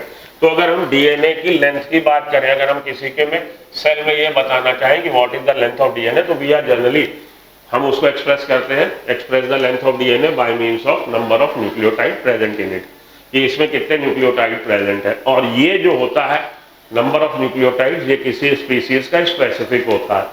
S for that matter हम लोग देख रहे हैं कि बैक्टीरियोफेज X5X174, बैक्टीरियोफेज 5X174 में जो नंबर ऑफ न्यूक्लियोटाइड्स है वो फिक्स है, और उसकी जो नंबर है वो नंबर पर्टिकुलरली इसी स्पीसीज में देखने को मिलेगा। कितने हैं, 5386 नंबर ऑफ न्यूक्लियोटाइड है इसमें, 5386 नंबर ऑफ न्यूक्लियोटाइड प्रेजेंट है बैक्टीरियोफेज 5X174 में। सिंगल स्ट्रैंडेड है, इसलिए यहाँ पे मैं नंबर ऑफ न्यूक्लियोटाइड बता रहा हूँ, मैं बेस पेयर नहीं बता रहा। एक और एग्जांपल है बैक्टीरियोफेज लैम्डा का, एक और एग्जांपल आता है बैक्टीरियोफेज लैम्डा। इसमें कितना है, इसमें 48,502 बेस पेयर है। यहाँ पे बेस पेयर है, यहाँ पे नंबर ऑफ न्यूक्लियोटाइड बताया है। बेस पेयर और न्यूक्लियोटाइड में क्या फर्क है वो भी आगे आपके साथ डिस्कशन होता है। एक एशेरेकिया कोलाई में, एशेरेकिया कोलाई में number of base pair 4.6 into 10⁻6 बेस पेयर होते हैं।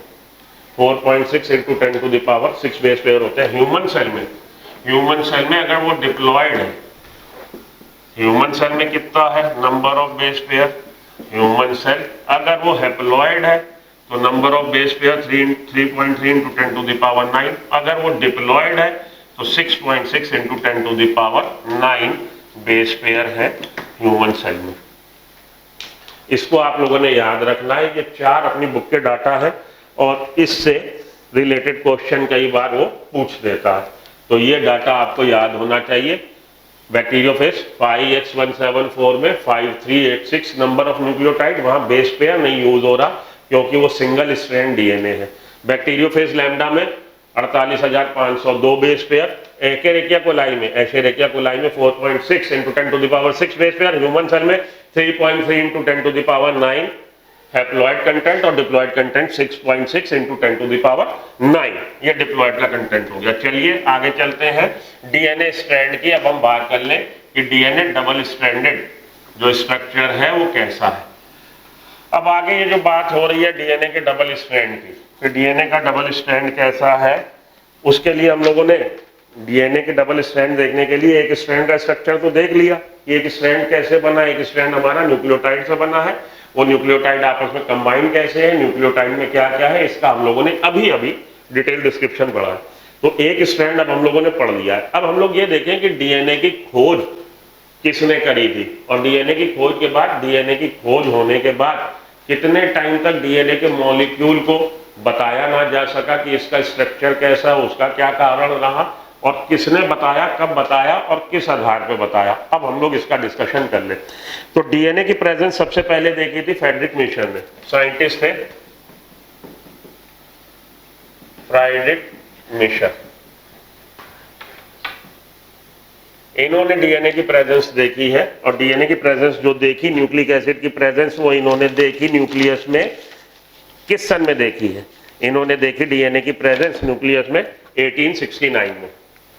फ्रेडरिक मिशर ने प्रेजेंस देखी डीएनए की, किस न्यूक्लिक एसिड प्रेजेंट है, एसिड टाइप का प्रेजेंट है न्यूक्लियस में, और उसको इन्होंने न्यूक्लिन नाम दिया था। इन्होंने न्यूक्लिक एसिड नाम नहीं दिया था, इन्होंने न्यूक्लिक नाम दिया था, न्यूक्लिन। और इन्होंने 1869 में इसकी प्रेजेंस देखी कि एसिडिक टाइप का मटेरियल प्रेजेंट है न्यूक्लियस में, और उसको इन्होंने न्यूक्लिन नाम दिया। न्यूक्लिक एसिड नाम किसने दिया है? न्यूक्लिक एसिड नाम दिया ऑल्टमैन ने। ऑल्टमैन वाज द साइंटिस्ट जिसने नाम दिया है न्यूक्लिक एसिड इसको 1869 में। तो 1869 से लेके इसके स्ट्रक्चर को पहचानना जानना बड़ा काम चलता रहा, लेकिन इसका स्ट्रक्चर साइंटिस्ट बता नहीं पाए। कारण था कि इसको निकालना न्यूक्लियस से आसान नहीं था, ये काफी लार्ज मॉलिक्यूल है, और पहले ही हम लोग बात कर चुके हाइड्रोफिलिक नेचर का। हाइड्रोफिलिक नेचर का होने की वजह से न्यूक्लियर मेम्ब्रेन से निकालना आसान नहीं था, और बड़ा लार्ज मैक्रोमोलिक्यूल है, इसलिए इसका स्ट्रक्चर बहुत समय तक रहस्य का विषय बना रहा। आखिरी में आके दो साइंटिस्ट का नाम है जेम्स वॉटसन और फ्रांसिस क्रिक, जिन्होंने इसके स्ट्रक्चर को प्रपोज किया। और किस सन में किया, कब किया और क्या क्या उसके लिए उनको हेल्प मिली, किस किस से हेल्प मिली, अगला डिस्कशन इसी का होने जा रहा है कि साइंटिस्ट किस डेट में उन्होंने इसको हम लोग को प्रपोज किया स्ट्रक्चर। वो स्ट्रक्चर डबल हेलिक्स स्ट्रक्चर कहलाता है, बी स्ट्रक्चर कहलाता है, propose by the two scientist James Watson and Francis Crick based on the X ray diffraction data propose by the Rosalind Franklin and Maurice Wilkins और Rosalind Franklin के X ray diffraction data के आधार पे James Watson और Francis Crick ने double strand structure इसका दिया, और जिसके के लिए उनको नोबेल प्राइज से भी पुरस्कृत किया गया। तो 1953 में इन्होंने प्रपोज किया था डबल स्ट्रैंडेड स्ट्रक्चर, और 1962 में इनको नोबेल प्राइज भी उस काम के लिए मिला है। किनको? दो साइंटिस्ट हैं, James Watson and Francis Crick, जिन्होंने double stranded structure double stranded structure propose किया, डीएस स्ट्रक्चर प्रपोज किया। किसका? डीएनए का।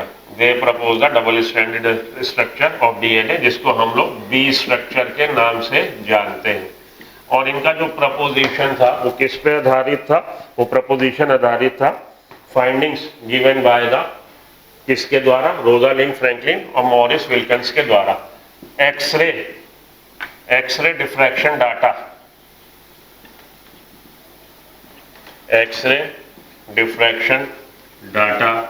given by Rosalind Franklin and Maurice Wilkins। Rosalind Franklin और मॉरिस विल्किंस ने जो एक्सरे डिफ्रैक्शन डाटा दिया, एक्सरे डिफ्रैक्शन डाटा का मतलब है एक्सरे की फोटोग्राफ जो उन्होंने दी, उस फोटोग्राफ के आधार पे जो फाइंडिंग्स थी उस आधार पे इन्होंने डबल स्ट्रैंडेड स्ट्रक्चर प्रपोज किया है डीएनए का। इन्होंने जेम्स वॉटसन और फ्रांसिस क्रिक ने, और इनके लिए इनको प्राइज भी मिला। प्राइज में रोजालिंड फ्रैंकलिन, इसको आपने कैसे याद रखना है कि ये बहुत ज्यादा फ्रैंक थे, तो फ्रैंक आदमी किनारे कर दिया जाता।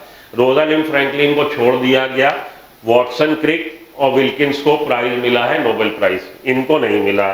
तीन साइंटिस्ट को मिला है एक्सरे इसके डबल स्ट्रैंडेड स्ट्रक्चर डीएनए को प्रपोज करने का प्राइज। तीन लोगों ने शेयर किया, वॉटसन क्रिक ने और विल्किंस ने। हालांकि एक्सरे डिफ्रैक्शन डाटा इन दोनों ने दिया था, और उस डाटा के आधार पे जो जानकारी मिली थी, साथ में एरविन चारगाफ के नियमों का पालन करते हुए, एरविन चारगाफ की फाइंडिंग को उसके साथ क्लब करते हुए इन्होंने दिया था डबल स्ट्रैंडेड डीएनए स्ट्रक्चर का प्रपोजिशन दिया था। उसी को हम लोग पढ़ने जा रहे हैं कि डबल स्ट्रैंडेड डीएनए स्ट्रक्चर क्या है। लेकिन जो मिला नोबेल प्राइज, वो नोबेल प्राइज किसको मिला है? वो Nobel prize James Watson, Francis Crick और मॉरिस विल्किंस को मिला है। फ्रैंकलिन का नाम वहां पे लीजिएगा, ठीक है। तो अब हम लोग जो इन्होंने एक्सरे डिफ्रैक्शन डाटा जो कि दिया था रोजालिंड फ्रैंकलिन और मॉरिस विल्किंस ने, और उसके साथ इन्होंने एरविन चारगाफ की जो फाइंडिंग्स थी, जो उसकी ऑब्जर्वेशंस थी, उसको उन्होंने इसके साथ क्लब करके जो डबल स्ट्रैंडेड स्ट्रक्चर बताया, प्रपोज किया है डीएनए का, उसको हम लोग डिस्कस करने जा रहे हैं। ओके, तो ये आपके हिस्टोरिकल फैक्ट्स के बाद अगली बात हम लोग करें double stranded structure DNA, double stranded DS structure, double strand structure proposition for DNA, इसका डिस्कशन करने जा रहे हैं, given by James Watson and Francis Crick. Okay, हाँ चलिए चालू करें। हाँ जी, तो डबल स्टैंडर्ड स्ट्रक्चर प्रपोजिशन को डिस्कस हम लोग करने जा रहे हैं, जेम्स वॉटसन और फ्रांसिस क्रिक ने जो दिया। तो James Watson and Francis Crick propose the double standard B structure of the DNA which was based over the data given by the X-ray diffraction data given by the, किन्होंने दिए थे वो x ray diffraction data जो दिए हैं हमारे Rosalind Franklin और Maurice Wilkins ने, और साथ के साथ जो फाइंडिंग थी अरविंद चारगाव की जो ऑब्जर्वेशन थी, उस आधार पे इन्होंने डबल स्टैंडर्ड डीएनए स्ट्रक्चर के बारे में बताया। और मेन जो इसका हॉलमार्क था, the hallmark of the double standard structure proposition of given by the James Watson and Francis Crick, वो हॉलमार्क था। हॉलमार्क मतलब एक कहिए आपकी हॉलमार्क को अगर मैं डिफाइन करना चाहूँ, हॉलमार्क हो गया कि उसकी मुख्य बात क्या थी, विशेष अट्रैक्शन क्या था, क्या उसकी खासियत थी। तो हॉलमार्क इनके प्रपोजिशन की ये थी कि कॉम्प्लीमेंट्री बेस पेयरिंग होती, base pairing between two strand. इन्होंने बताया कि ये जो डीएनए है two strand, it is made up of two strand, दो स्ट्रैंड का बना, और दोनों स्ट्रैंड में जो बेसेस है नाइट्रोजनस बेस एक दूसरे के साथ बेस पेयरिंग करते हैं हाइड्रोजन बॉन्ड के द्वारा। ये एक स्ट्रैंड, अभी एक स्ट्रैंड का स्ट्रक्चर हमने बनाया, स्ट्रैंड में शुगर फॉस्फेट थी, अंदर की तरफ नाइट्रोजनस बेस थे, उसी के साथ एक दूसरा स्ट्रैंड साइड बाय साइड होगा, पैरेलल होगा, जिसको हम लोग एंटी पैरेलल बोल रहे हैं क्योंकि पोलैरिटी अलग अलग है, एक की पोलैरिटी अपवर्ड है, एक की पोलैरिटी डाउनवर्ड है। अभी आप स्ट्रक्चर बना के समझाता हूँ। तो दो स्ट्रैंड है, पहले तो ये समझ लीजिए, और दोनों स्ट्रैंड के बीच में नाइट्रोजनस बेस है, उन नाइट्रोजनस बेस के बीच में हाइड्रोजन बॉन्डिंग। तो हाइड्रोजन बॉन्डिंग ये जो है, यही इसका हॉलमार्क था कि ये हाइड्रोजन बॉन्डिंग जो है कॉम्प्लीमेंटरी होती है। कॉम्प्लीमेंटरी का मतलब कि एडेनिन के अपोजिट हमेशा क्या आएगा, थाइमीन आएगा। प्यूरिन जो ग्रुप है, प्यूरिन में जो दो है, प्यूरिन के अपोजिट हमेशा पाइरिमिडीन आएगा। एडेनिन के अपोजिट हमेशा थाइमीन आएगा, और साइटोसिन के अपोजिट हमेशा ग्वानिन आएगा। इसी तरह से ग्वानिन के अपोजिट हमेशा साइटोसिन आएगा, और थाइमीन के अपोजिट हमेशा एडेनिन आएगा। मतलब ये इन्होंने बोला कि कॉम्प्लीमेंट्री बेस पेयरिंग ये होती है, जो इस स्ट्रक्चर का हॉलमार्क था, उसकी एक बहुत बड़ी पहचान खासियत थी।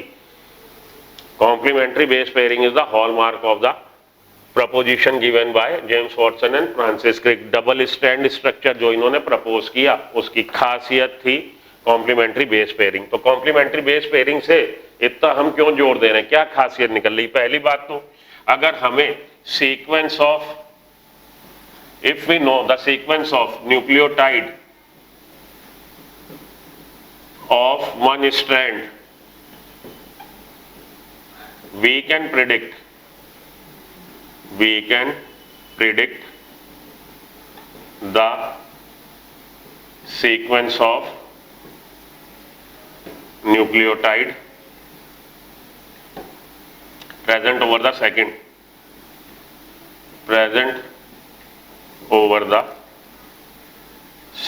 strand या अपोजिट स्ट्रैंड, ज्यादा बढ़िया रहेगा अपोजिट स्ट्रैंड पे। अपोजिट स्ट्रैंड आप लिख लो कि अगर हमें डबल स्ट्रैंडेड है, हम समझ गए एक स्ट्रैंड इधर है, एक स्ट्रैंड इधर है, पोलैरिटी के हिसाब से। पोलैरिटी क्या होती है, अभी मैंने बनाया था स्ट्रक्चर, उसमें 5th prime and 3rd prime and, वही पोलैरिटी है कि एक एंड पे मैंने बोला था, जो स्ट्रैंड बनाया एक एंड पे आपको मिलेगा 5th पोजीशन पे फ्री फॉस्फेट, और दूसरे एंड पे, उसी स्ट्रैंड के दूसरे एंड पे हमें मिल रहा 3rd पोजीशन पे फ्री हाइड्रोक्सिल ग्रुप। तो वो हो गई पोलैरिटी। ऊपर की तरफ जो है 5th प्राइम, या ऊपर की तरफ 3rd प्राइम रख लीजिए तो इधर 5th प्राइम हो जाएगा। तो एक आपने एरो जैसे होता है, एरो अगर आपने बनाया है तो एक तरफ उसका एपेक्स होगा पॉइंटेड, और एक तरफ आपका दूसरा उसका एंड होगा। तो ये जो मैंने स्ट्रैंड बनाया था, स्ट्रैंड मैंने कहा था आगे से मैं ऐसा बना दूंगा, ये मानिए ये स्ट्रैंड है डीएनए का, ठीक है। तो इसमें जुड़ते चले जा रहे हैं, जुड़ते चले जा रहे हैं, जुड़ते चले, कहीं पे तो जाके खत्म होगा। तो एक एंड पे 5th प्राइम एंड हो गया, यहाँ पे फ्री फॉस्फेट है, और एक एंड पे 3rd प्राइम एंड हो गया, यहाँ पे फ्री हाइड्रोक्सिल है। एक स्ट्रैंड तो ऐसे है, इसके अपोजिट जो दूसरा स्ट्रैंड है उसमें उसका क्या सीन होगा, उसका सीन ऐसे होगा, अंदर की तरफ नाइट्रोजनस बेस, इसके भी अंदर की तरफ नाइट्रोजनस बेस, अंदर की तरफ नाइट्रोजनस बेस, अंदर की तरफ nitrogenous base, nitrogen base, nitrogen base, उनके बीच में हाइड्रोजन बॉन्ड, और इधर की तरफ फॉस्फेट, फॉस्फेट, फॉस्फेट ये अपने पीछे वाले से भी ऐसे जुड़ा हुआ है। तो इधर की तरफ क्या होगा, फ्री फॉस्फेट, ये 5th प्राइम एंड, और यहाँ पे 3rd प्राइम एंड। तो ये एंटी पैरेलल हो गए, एक स्ट्रैंड की पोलैरिटी इधर और एक स्ट्रैंड की पोलैरिटी इधर, यही है एंटी पैरेलल स्ट्रैंड। ठीक, तो इसमें अगर एक स्ट्रैंड के हम बोल रहे हैं कॉम्प्लीमेंट्री बेस पेयरिंग ये शो कर रहा, यही इसका हॉलमार्क है जो इन्होंने डबल स्ट्रैंडेड स्ट्रक्चर प्रपोज किया। अब अगर हमें यहाँ पे इसको आप रब कर लीजिए, एक स्ट्रैंड रखिए, इस स्ट्रैंड पे हमको ये पता हो कि ये नाइट्रोजनस बेस ए है, ये नाइट्रोजनस बेस टी है, ये नाइट्रोजनस बेस सी है। तो इसके अपोजिट कौन सा नाइट्रोजनस बेस यहाँ पे क्या सीक्वेंस होगी वो हम प्रिडिक्ट कर सकते हैं ना। जब हमें ये पता हो गया कि ये हमेशा कंबाइंड हो रहा टी से, हम यहाँ पे बता सकते हैं कि यहाँ पे टी होगा, यहाँ पे टी है, यहाँ पे ए होगा, सी है, यहाँ पे जी होगा, अगर कॉम्प्लीमेंट्री को फॉलो कर रहा है।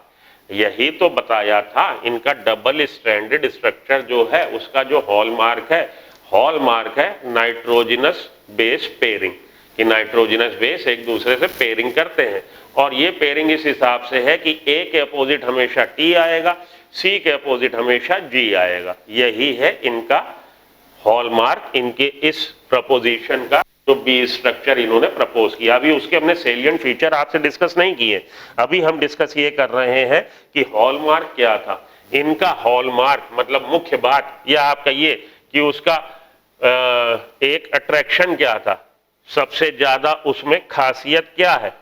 खासियत उसकी ये है कि इन्होंने डबल स्ट्रैंड स्ट्रक्चर जो प्रपोज किया उसमें इन्होंने कॉम्प्लीमेंट्री बेस पेयरिंग को हाईलाइट किया कि कॉम्प्लीमेंट्री का मतलब एक दूसरे के पूरक, कि ए का पूरक हमेशा टी है और सी का पूरक हमेशा जी है। ए के अपोजिट हमेशा टी आएगा, इस स्ट्रैंड पे ए है, इसके अपोजिट स्ट्रैंड पे टी होगा, अगर यहाँ पे टी है अपोजिट स्ट्रैंड पे ए होगा, ए और टी के बीच में ही हाइड्रोजन बॉन्ड होगा, और सी है तो उधर जी होगा, इधर जी है तो उधर सी होगा। जी और सी भी क्या मैं बोल रहा हूँ, ये मैं नाइट्रोजनस बेस के सिंबल आपको बोल रहा हूँ, जो मैंने जब उधर लिखे थे नाइट्रोजनस बेस, तब आपको बोला था कि एडेनिन को हम ए से रिप्रेजेंट कर देते हैं, थाइमिन को हम टी से रिप्रेजेंट कर देते हैं, साइटोसिन को हम सी से रिप्रेजेंट कर देते हैं, ग्वानिन को हम जी से रिप्रेजेंट सिंबॉलिक रिप्रेजेंटेशन कर देते हैं। बार बार हम adenosine, adenine, guanine, cytosine, thymine बोले, उससे अच्छा ये है कि हम जी बोल दें। ये 4 बेस बार बार हमारे आएंगे, नाइट्रोजन, ये हमारे नाइट्रोजनस बेस आएंगे डीएनए के स्ट्रैंड में, तो बार बार उनको हम बोले, उससे अच्छा उनको symbolic representation, symbolic ATCG alphabet से हम बोल देते हैं। तो ए के अपोजिट हमेशा टी आएगा, दूसरे स्ट्रैंड पे 2 स्ट्रैंड है, ये अभी आपको मैंने बोला नहीं है, आगे हम लोग बोलेंगे। डबल स्ट्रैंडेड स्ट्रक्चर तो बोल लिखा ही है ना कि double stranded structure propose by, इन्होंने बोला था कि 2 स्ट्रैंड है डीएनए के मॉलिक्यूल में, DNA molecule is made up of 2 strand, और वो 2 स्ट्रैंड, एक स्ट्रैंड का हम लोगों ने स्ट्रक्चर देख लिया था। अब एक स्ट्रैंड और दूसरा स्ट्रैंड आपस में एक दूसरे से जुड़ा कैसे है, bye means of hydrogen bond between nitrogenous bases, nitrogenous base के बीच में हाइड्रोजन बॉन्ड की सहायता से एक स्ट्रैंड दूसरे स्ट्रैंड के साथ जुड़ा है।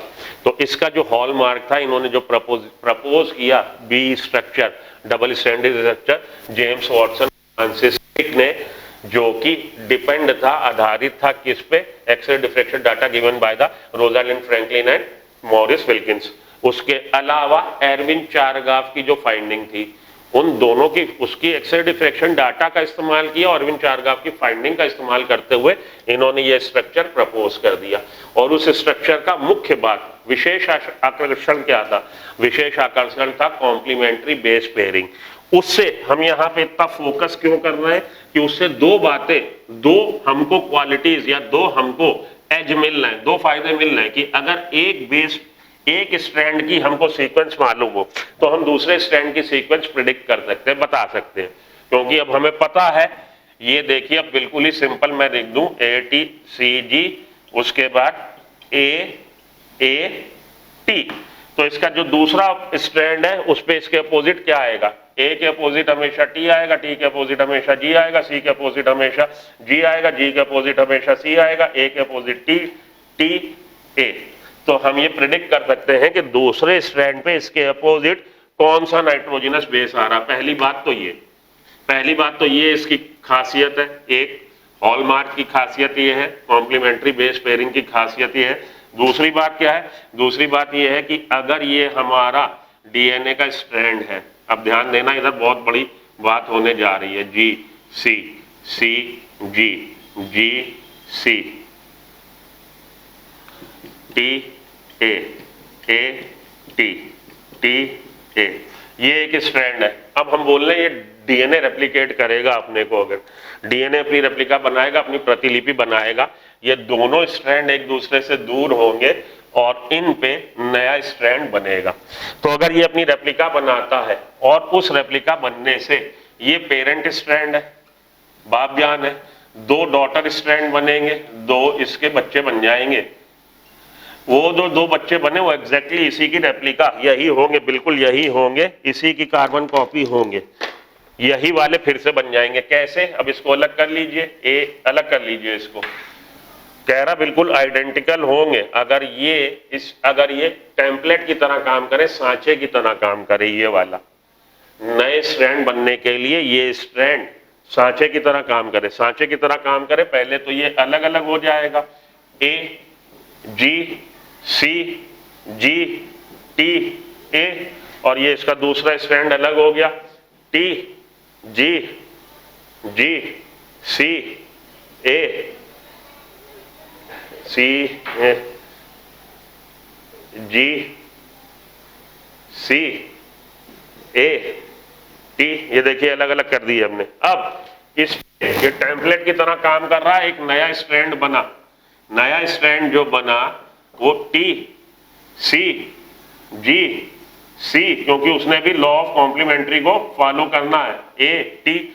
अब इसको आप टोटलिटी में देखो, ये वाला जो स्ट्रैंड बन गया है ये एग्जैक्टली यही तो है, ये एग्जैक्टली यही तो है। जी के अपोजिट सी ही आया, सी जी जी C T A A T. इसी तरह से इस पे एक स्ट्रैंड बना लीजिए नया, उस पे भी जब हम नया स्ट्रैंड बना लेंगे तो यही सीन बन जाएगा, जो सीन मैंने आपको अभी बना के दिखाया है कि इस पे ये दोनों जो डॉटर हमारे बन गए डीएनए, इस पे भी एक बना लीजिए, टी के अपोजिट ए, जी के अपोजिट सी, यहाँ पे जी था, यहाँ पे सी, यहाँ पे जी था, सी था, यहाँ पे जी, यहाँ पे ए था, ए के अपोजिट आ गया टी, और यहाँ पे टी था, टी के अपोजिट आ गया ये। तो जो ये दो डॉटर बने हैं वो एग्जैक्टली यही है, इसी का है। एटी देखिए बिल्कुल सेम बन गया, हालांकि ये पेरेंटल स्ट्रैंड है और ये न्यूली फॉर्म्ड है,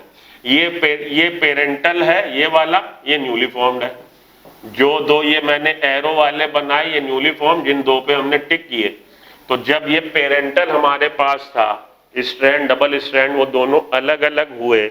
अब ये आधा बचा, आधे पे नया बना, ये जब नया बनने के बाद आधा पूरा हो गया तो ये अपने पेरेंट के बिल्कुल इक्विवेलेंट आइडेंटिकल था। उधर भी जो मॉलिक्यूल बना वो भी मॉलिक्यूल बनने के बाद अपने पेरेंटल मॉलिक्यूल की कार्बन कॉपी एग्जैक्टली रेप्लिका है, आइडेंटिकल है। इस तरह से हम देखते हैं कि कॉम्प्लीमेंट्री बेस पेयर हॉलमार्क है, क्योंकि अगर हमें एक स्ट्रैंड का सीक्वेंस पता हो, दूसरा स्ट्रैंड ना पता हो, तो we can predict the sequence over the opposite strand की हम सीक्वेंस को प्रिडिक्ट कर सकते हैं।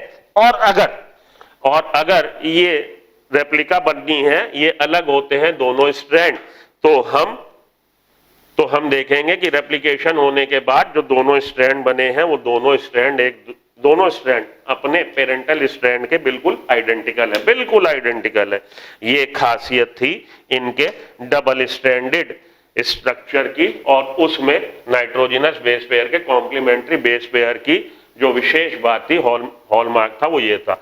अब हम लोग देखें कि सेलिएंट फीचर क्या है इनके डबल स्ट्रैंड स्ट्रक्चर जो इन्होंने प्रपोज किया उसके सेलिएंट फीचर, मुख्य बातें क्या है।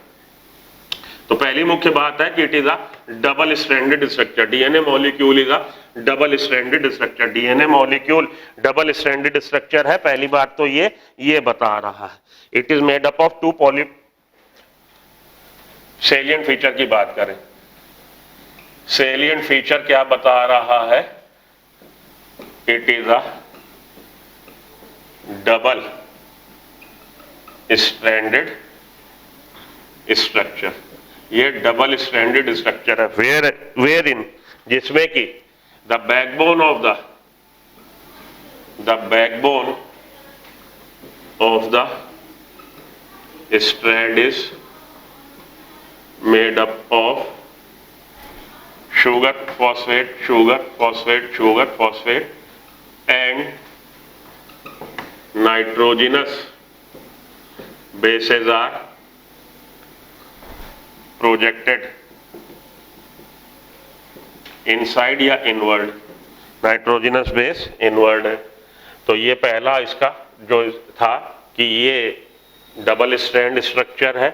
बैकबोन स्ट्रैंड का जो बना हुआ है वो शुगर फॉस्फेट का बना हुआ है और नाइट्रोजनस बेस अंदर की तरफ है। ये पहला इनका स्टेटमेंट, पहला उसकी सेलिएंट फीचर हो गया, सेलिएंट फीचर। अब हम दूसरा सेलिएंट फीचर देखें। इसके बाद दूसरा सेलिएंट फीचर ये है कि ये जो डबल स्ट्रैंड है, these are anti parallel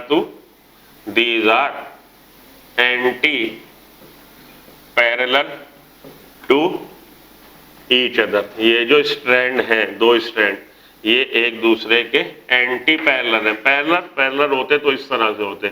anti parallel का मतलब है कि एक का मुंह इधर, एक का मुंह इधर। मुंह इधर का मतलब पोलैरिटी हम लोगों ने देखी थी, 5 प्राइम 3 प्राइम।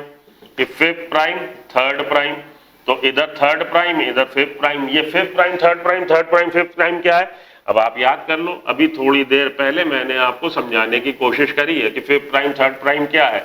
ये हमारा शुगर मॉलिक्यूल के पहले कार्बन से लगा नाइट्रोजनस बेस और इधर लगा फॉस्फेट। अब फिर से शुगर मॉलिक्यूल एक और नाइट्रोजनस बेस और इधर लगा फॉस्फेट। ये फॉस्फेट अपने से आगे वाले से इसने बना लिया एस्टर बॉन्ड, और ये भी था एस्टर बॉन्ड, फास्फोडाइएस्टर बॉन्ड हो गया।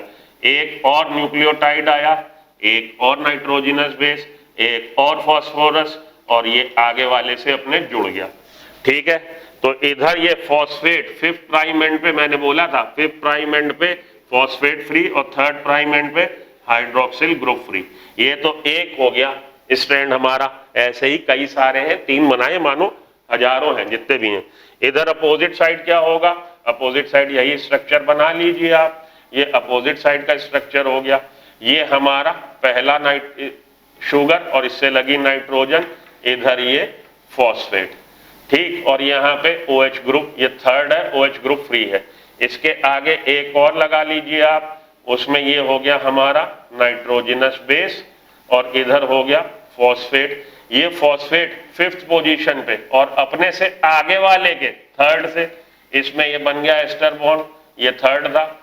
फास्फोडाइएस्टर बॉन्ड हो गया, एक बॉन्ड ये, एक बॉन्ड ये। अब ये अपने वाले से आगे वाले से फिर से जुड़ जाएगा, 3rd वाले से जुड़ गया, और इधर ये नाइट्रोजनस बेस और इधर ये फॉस्फेट। ये 5th पे फॉस्फेट फ्री है, 5th प्राइम एंड, और ये हमारा 3rd प्राइम एंड। दोनों एक दूसरे के एंटी पैरेलल हो गए। और नाइट्रोजनस बेस कॉम्प्लीमेंट्री होंगे। अगर ये A है तो इधर T होगा, और इनके बीच में हाइड्रोजन बॉन्ड कितने होंगे, इनके बीच में हाइड्रोजन बॉन्ड 2 होंगे। अगर ये C है तो इधर G होगा, इनके बीच में हाइड्रोजन बॉन्ड कितने होंगे, इनके बीच में हाइड्रोजन बॉन्ड 3 होंगे। अगर ये G है तो इधर C होगा, इनके बीच में हाइड्रोजन बॉन्ड 3 होंगे। इस तरह से ये डबल स्ट्रैंडेड स्ट्रक्चर बन जाता है। डबल स्ट्रैंडेड स्ट्रक्चर में जो पहला स्टेटमेंट है इनका सेलिएंट फीचर का, सेलिएंट फीचर कह लीजिए, पहला सेलिएंट फीचर ये है कि ये जो इनका मॉडल है, डीएनए का मॉलिक्यूल है, वो 2 स्ट्रैंड का बना हुआ है, और वो 2 स्ट्रैंड आपस में एक दूसरे से, 2 स्ट्रैंड जो है वो 2 डबल स्ट्रैंडेड स्ट्रक्चर है। पहली बात इन्होंने ये बोला था। और डबल स्ट्रैंडेड स्ट्रक्चर में शुगर फॉस्फेट की बैकबोन है और नाइट्रोजनस बेसेस अंदर की तरफ है।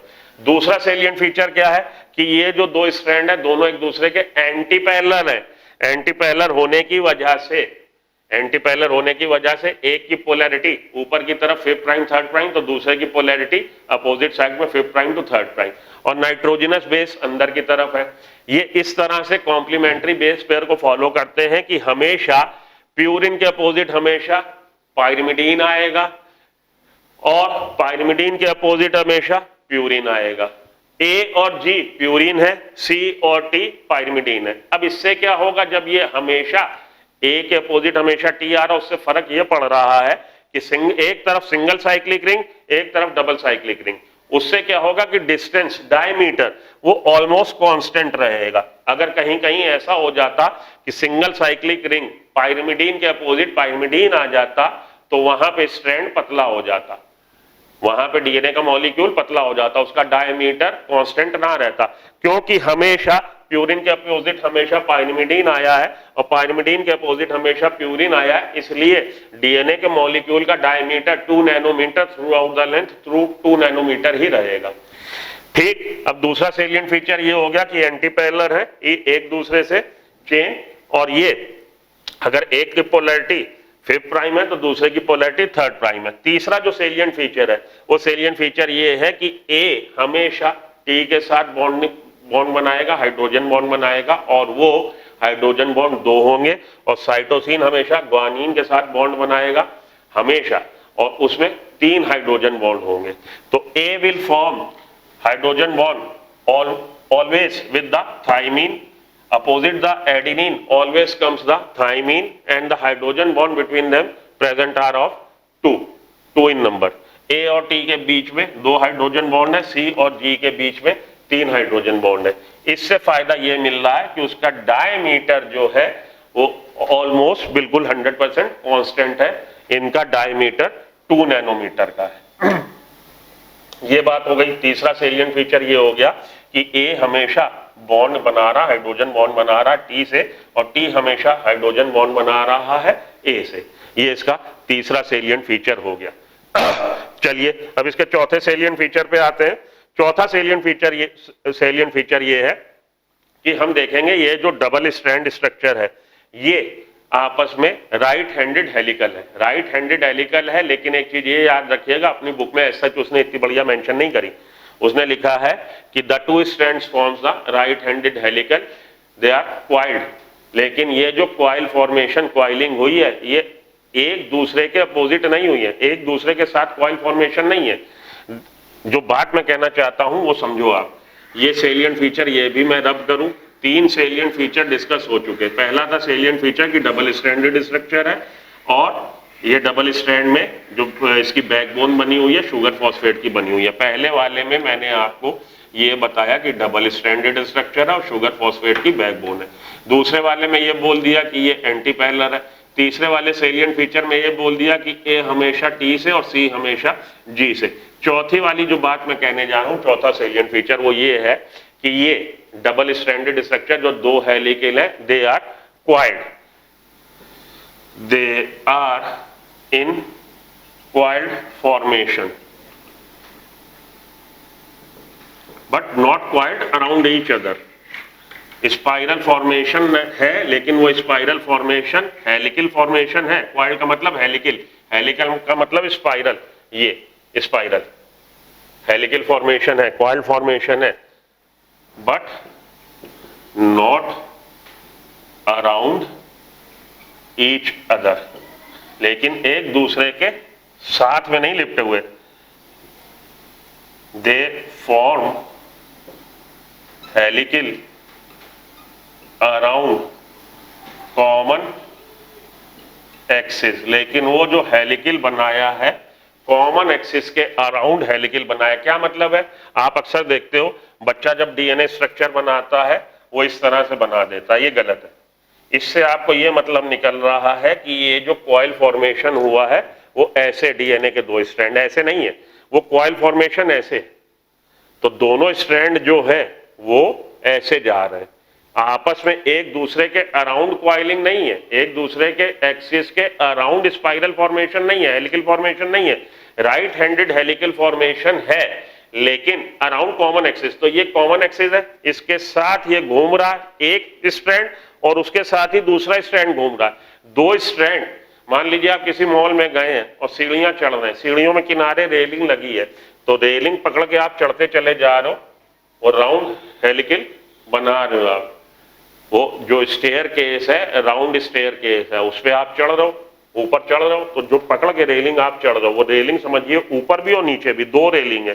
तो ये जो दो रेलिंग ऐसे घूमते चले जा रही हैं, घूमते ऐसे चले जा रही हैं, वो आपस में एक दूसरे के अराउंड नहीं घूमी हुई है, वो कॉमन एक्सिस, ये जो कॉमन एक्सिस है उसके अराउंड घूमती चल रही है। ये बात मैं कह रहा हूं, यही चीज बच्चा जब बनाता है, ये स्ट्रक्चर बनाता है, ये स्ट्रक्चर गलत है डीएनए का। इससे आप ये मतलब निकाल लो कि डीएनए का एक स्ट्रैंड और दूसरा स्ट्रैंड आपस में एक दूसरे के अराउंड क्वाइल्ड है, दोनों पैरेलल चल रहे हैं, एंटी पैरेलल है, एक का मुंह इधर एक का मुंह इधर, एंटी पैरेलल चलते हुए दोनों एक साथ एक एक्सिस के चारों तरफ घूम रहे हैं, ये बात है। They are in coiled formation या स्पाइरल फॉर्मेशन या हेलिकल फॉर्मेशन, हेलिकल का मतलब ही वही है, but not around each other, लेकिन दोनों एक दूसरे के ईच अदर अराउंड नहीं है। They form helical around common axis, common axis के अराउंड हेलिकल फॉर्मेशन करते हुए वो लोग राउंड करते हुए चढ़ रहे हैं ऊपर। ठीक, ये हो गया आपका चौथा सेलिएंट फीचर। पांचवा सेलिएंट फीचर ये है, the plane of the one base pair stacks over the plane of the another base pair. Plane आधार, एक बेस पेयर का आधार दूसरे बेस पेयर के आधार पे ऐसे ऐसे अंदर की तरफ, उसमें नाइट्रोजनस बेस है तो एक का आधार दूसरे पे, दूसरे का तीसरे पे, जिससे स्टेबिलिटी मिल रही है स्ट्रक्चर को, डीएनए के स्ट्रक्चर को स्टेबिलिटी मिल रही है, क्योंकि एक प्लेन, एक बेस पेयर का आधार दूसरे बेस पेयर के आधार उसका बिल्कुल एक ही एक्सिस पे है। स्टैक्स ओवर द अदर, एक के ऊपर दूसरा, स्टैक गड्डी लगा देना, एक के ऊपर दूसरा रख दिया, दूसरे के ऊपर तीसरा, तीसरे के ऊपर चौथा।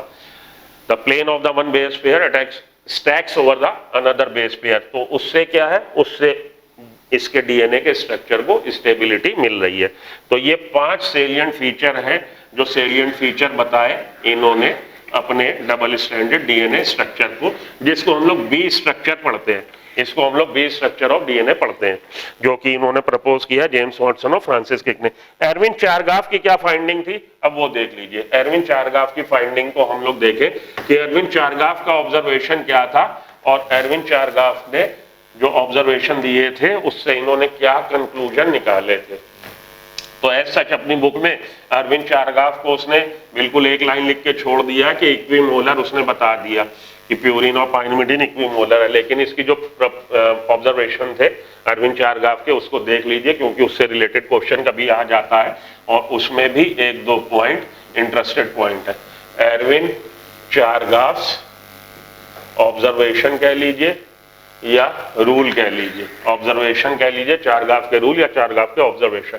इन्होंने क्या देखा था, इन्होंने बोला था in a double strand DNA, double strand जो डीएनए है प्यूरिन्स, प्यूरिन्स बेस पेयर,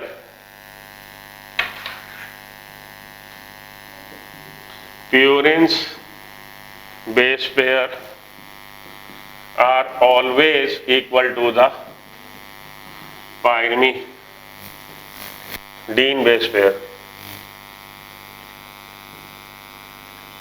ये क्या बात हुई आप समझे नहीं होगे। प्यूरिन में क्या आ रहा, प्यूरिन में आ रहा ए और जी, तो ए प्लस जी ऑलवेज इक्वल है सी प्लस टी, ये बात हुई। प्यूरिन बेस पेयर, प्यूरिन के जो बेसेस हैं एडेनिन ग्वानिन, एडेनिन ग्वानिन का इक्विमोलर होंगे, इनका सम टोटल ऑलवेज इसके बराबर होगा, पहला। दूसरी बात जो आप लोग सब जानते हो कि A is always equimolar to the T, equimolar, A always equimolar to the T, A की मात्रा हमेशा टी के बराबर, डबल स्ट्रैंड डीएनए की बात कर रहे हैं, और सी की मात्रा, हम ये हाइड्रोजन बॉन्ड नहीं बनाए आप टॉक दो की वो बनाते, और सी की मात्रा हमेशा जी के इक्विमोलर होगी।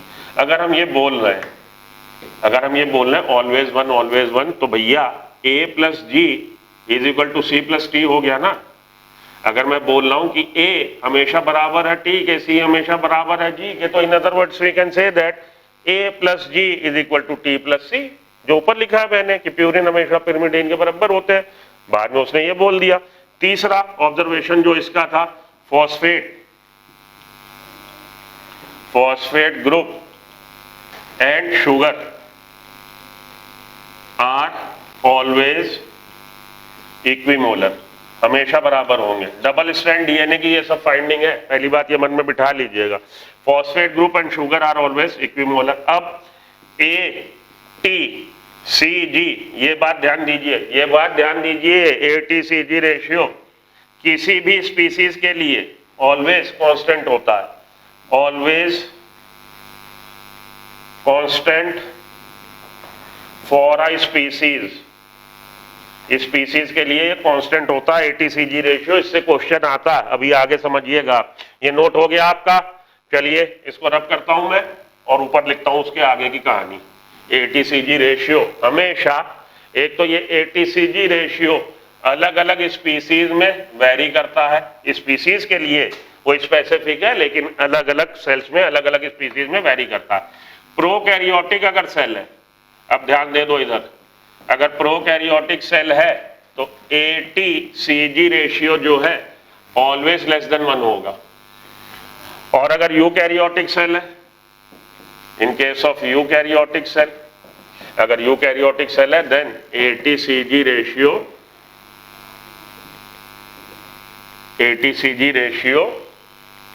1 से कम है। प्रोकैरियोटिक में एटीसीजी रेशियो 1 से ज्यादा है, 1 से ज्यादा है। एटीसीजी रेशियो मोर देन 1 होगा, मैं यहां पे लिख दूं मोर देन 1। अगर मोर देन, आपसे क्वेश्चन आ चुका है पहले, ऑल इंडिया पीएमटी में भी आ चुका है, एम्स में भी आ चुका है। उसने बोला कि अगर हमने किसी सेल से, न्यूक्लियस से हमने ये निकाला डीएनए और डीएनए में एटीसीजी रेशियो निकाला है, अगर इसका काउंट, इसका जो कंसंट्रेशन है या काउंट कह लीजिए मोर देन 1 है, 1 पॉइंट समथिंग दे दिया, then it could be extracted, या इसको हमने एक्सट्रैक्ट किया है किस सेल से। नीचे आपको जो ऑप्शन दे रखे होंगे केवल एक यूकैरियोटिक सेल दे रखी होगी, या सीधा ही पूछेगा प्रोकैरियोटिक सेल, यूकैरियोटिक सेल और doesn't make any difference, doesn't make any difference भी हो सकता है ऑप्शन। आपको क्या याद रखना है कि यूकैरियोटिक सेल के केस में एटीसीजी रेशियो हमेशा 1 से ज्यादा होता है। और इसके लिए मैन के लिए याद में रखना और एशेरिकिया कोलाई के लिए ध्यान में रखना है। ई कोलाई के केस में ये जो रेशियो है 0.93 है, देखिए लेस देन 1 है। एटीसीजी रेशियो लेस देन 1, इसको मैं, ये सिंबल मुझे याद नहीं आ रहा क्योंकि मैं मैथ्स पढ़ा नहीं हूँ भाई, हो सकता है सिंबल मैंने बोला कुछ हो, आप लोगों पकड़ो तो मैं उसको लिख देता हूँ लेस देन 1। सेफ साइड लेता चलता हूँ, सिंबल के चक्कर में नहीं लगता, सिंबल हो सकता है गलत हो जाए, क्योंकि मुझे लग रहा है कि अगर ये मैं लिख रहा हूँ तो ये मोर हो जाएगा। एटीसीजी, इसका मतलब है एटीसीजी रेशियो, अगर ये लिख रहा हूं तो मैं ये शायद मोर देन 1 हो जाएगा। खैर मैं उसके चक्कर में क्यों लगूं, जो मेरा क्षेत्र नहीं है, मैथ्स मेरा क्षेत्र नहीं है, तो उसको मैं लेस देन 1 और मोर देन 1 सेफ साइड लेते हुए लिख देता हूं ताकि कोई लोचा ना हो। चलिए ई कोलाई जो है, ई कोलाई में पूछा जाता है 0.93 आता है एटीसीजी रेशियो, और मैन में, ह्यूमन में इसका रेशियो 1.55 है। तो ये देख लीजिए, यूकैरियोटिक सेल में मोर देन 1 और प्रोकैरियोटिक सेल में लेस देन 1। ठीक है, अगर वो सिंबल गलत था, आपके मन में शायद दुविधा आई हो, तो उसके लिए सॉरी, मेरे को सिंबल नहीं वो समझ में आ रहा, लेकिन ये चीज ज्यादा समझ में आ रही, लेस देन 1 और मोर देन 1, इसीलिए मैंने लैंग्वेज में लिख दिया। आपने क्या याद रखना कि प्रोकैरियोटिक के केस में एटीसीजी रेशियो हमेशा लेस देन 1 होगा। अगर आपको कोई दे दिया जाए वहां पे एग्जाम्पल कि भैया ये हमने डीएनए एक्सट्रैक्ट किया, उसकी ये फाइंडिंग है, आप बताइए किस सेल का, तो नीचे मोनेरा का एक ही एग्जांपल दे रखा होगा, बैक्टीरिया कोई दे रखा होगा, आपको उसको टिक करना पड़ेगा, बाकी वो ईस्ट दे देगा, या 2 आपकी एक प्लांट सेल दे दी, एक एनिमल सेल दे दी। प्रोकैरियोटिक के केस में लेस देन 1 होगा, यूकैरियोटिक के केस में मोर देन 1 होगा। इनकी ये चारगाफ की ये रूल्स या ये ऑब्जर्वेशन थे, उसी को उन्होंने कि हमेशा ए इज इक्वल टू टी, की ए की हमेशा बेस पेयरिंग होगी टी से और सी की हमेशा बेस पेयरिंग होगी जी से, यही उन्होंने आधार बना के, और एक्सरे डिफ्रैक्शन डाटा जो मिला था उन दोनों चीजों को आधार बना के उन्होंने, इन्होंने जेम्स वाटसन और फ्रांसिस क्रिक ने double stranded DNA structure propose कर दिया था। अरविंद चारगाफ के रूल या अरविंद चारगाफ की फाइंडिंग ये थी। जो अपनी बुक में ऐसा उसने उस पर तवज्जो नहीं दी, केवल इतनी ही बात करके छोड़ दी है। तो अब आप समझ गए हो डबल स्ट्रैंडेड डीएनए स्ट्रक्चर, समझ गए हो कि दो स्ट्रैंड होंगे, दोनों एक दूसरे के एंटी पैरेलल होंगे, शुगर फॉस्फेट बॉन्ड से बने हैं, अंदर की तरफ नाइट्रोजनस बेस है, नाइट्रोजनस बेस एक दूसरे के साथ कंबाइंड है हाइड्रोजन बॉन्ड की सहायता से। ए के अपोजिट हमेशा टी आएगा, टी के अपोजिट हमेशा ए आएगा, सी के अपोजिट हमेशा जी आएगा, जी के अपोजिट हमेशा सी आएगा। ये सारी बातें हम लोगों ने पढ़ ली हैं। अब हम लोग देखें कि पिच ऑफ द हेलिक्स क्या है और स्ट्रक्चर कैसा अब दिख रहा है। अभी तक हम लोगों ने स्ट्रक्चर डबल स्ट्रैंड का नहीं बनाया, हमने एक स्ट्रैंड बनाया था। अब हम लोग ये देख लें स्ट्रक्चर कैसा दिखता है और उसका डायमीटर कितना है और उसका पिच कितना है और दो न्यूक्लियोटाइड के बीच में गैप कितना है। ये बातें आपकी और रह गई जो मैं ये डिस्कस कर लूं और ये आपका डीएनए का स्ट्रक्चर आज का खत्म हो जाएगा। कल हम लोग आगे कुछ और पढ़ लेंगे। तो हम लोगों ने डिस्कस करना है डीएनए का double stranded structure, double strand structure of DNA. हाँ जी, तो हम लोग देख चुके हैं कि भाई दो स्ट्रैंड है, दोनों स्ट्रैंड एंटी पैरेलल है, ये सारी बातें हो चुकी।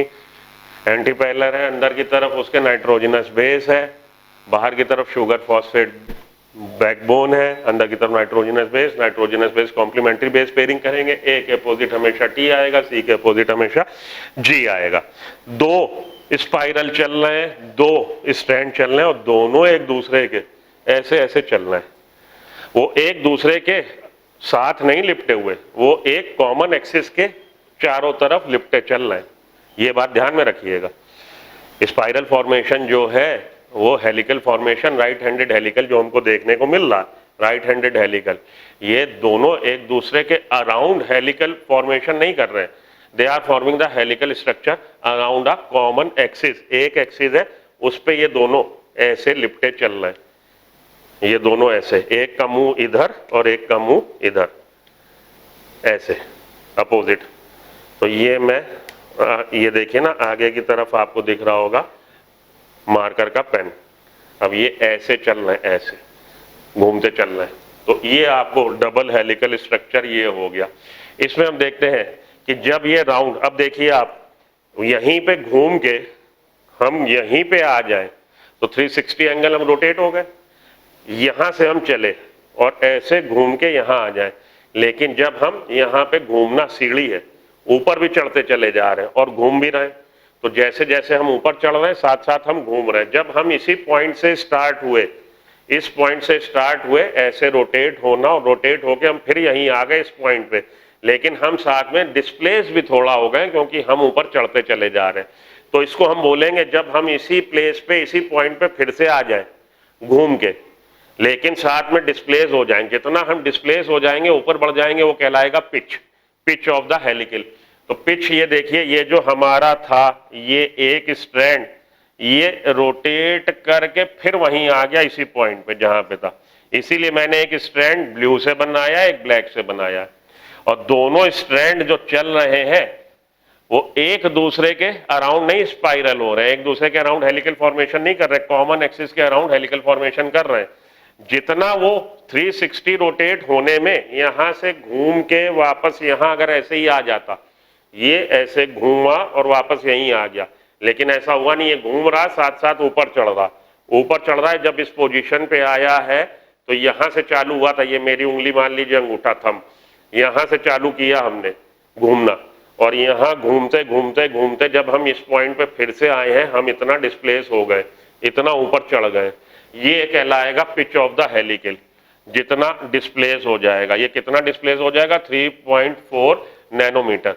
और ये डिस्प्लेस होने में जो हम सीढ़ी चढ़ रहे हैं, सीढ़ी में स्टेप कितने लगे। अब हम देख लें डीएनए को, ऐसे मान लीजिए कि ये स्टेयर केस है, तो साथ में हम ये स्टेप भी तो ऊपर चढ़ रहे हैं और साथ के साथ हम घूम रहे हैं। 360 रोटेट होने में जितना डीएनए का स्ट्रैंड हमने कवर कर लिया और जितना डिस्टेंस कवर कर लिया, वो डिस्टेंस है हमारा pitch of the helical, pitch कहलाता है ये, कि 3.4 नैनोमीटर हम इस पॉइंट से जहां से चालू हुए थे घूम के, जब हम उसी पॉइंट पे आए हैं 3.4 नैनोमीटर हम डिस्प्लेस हो गए।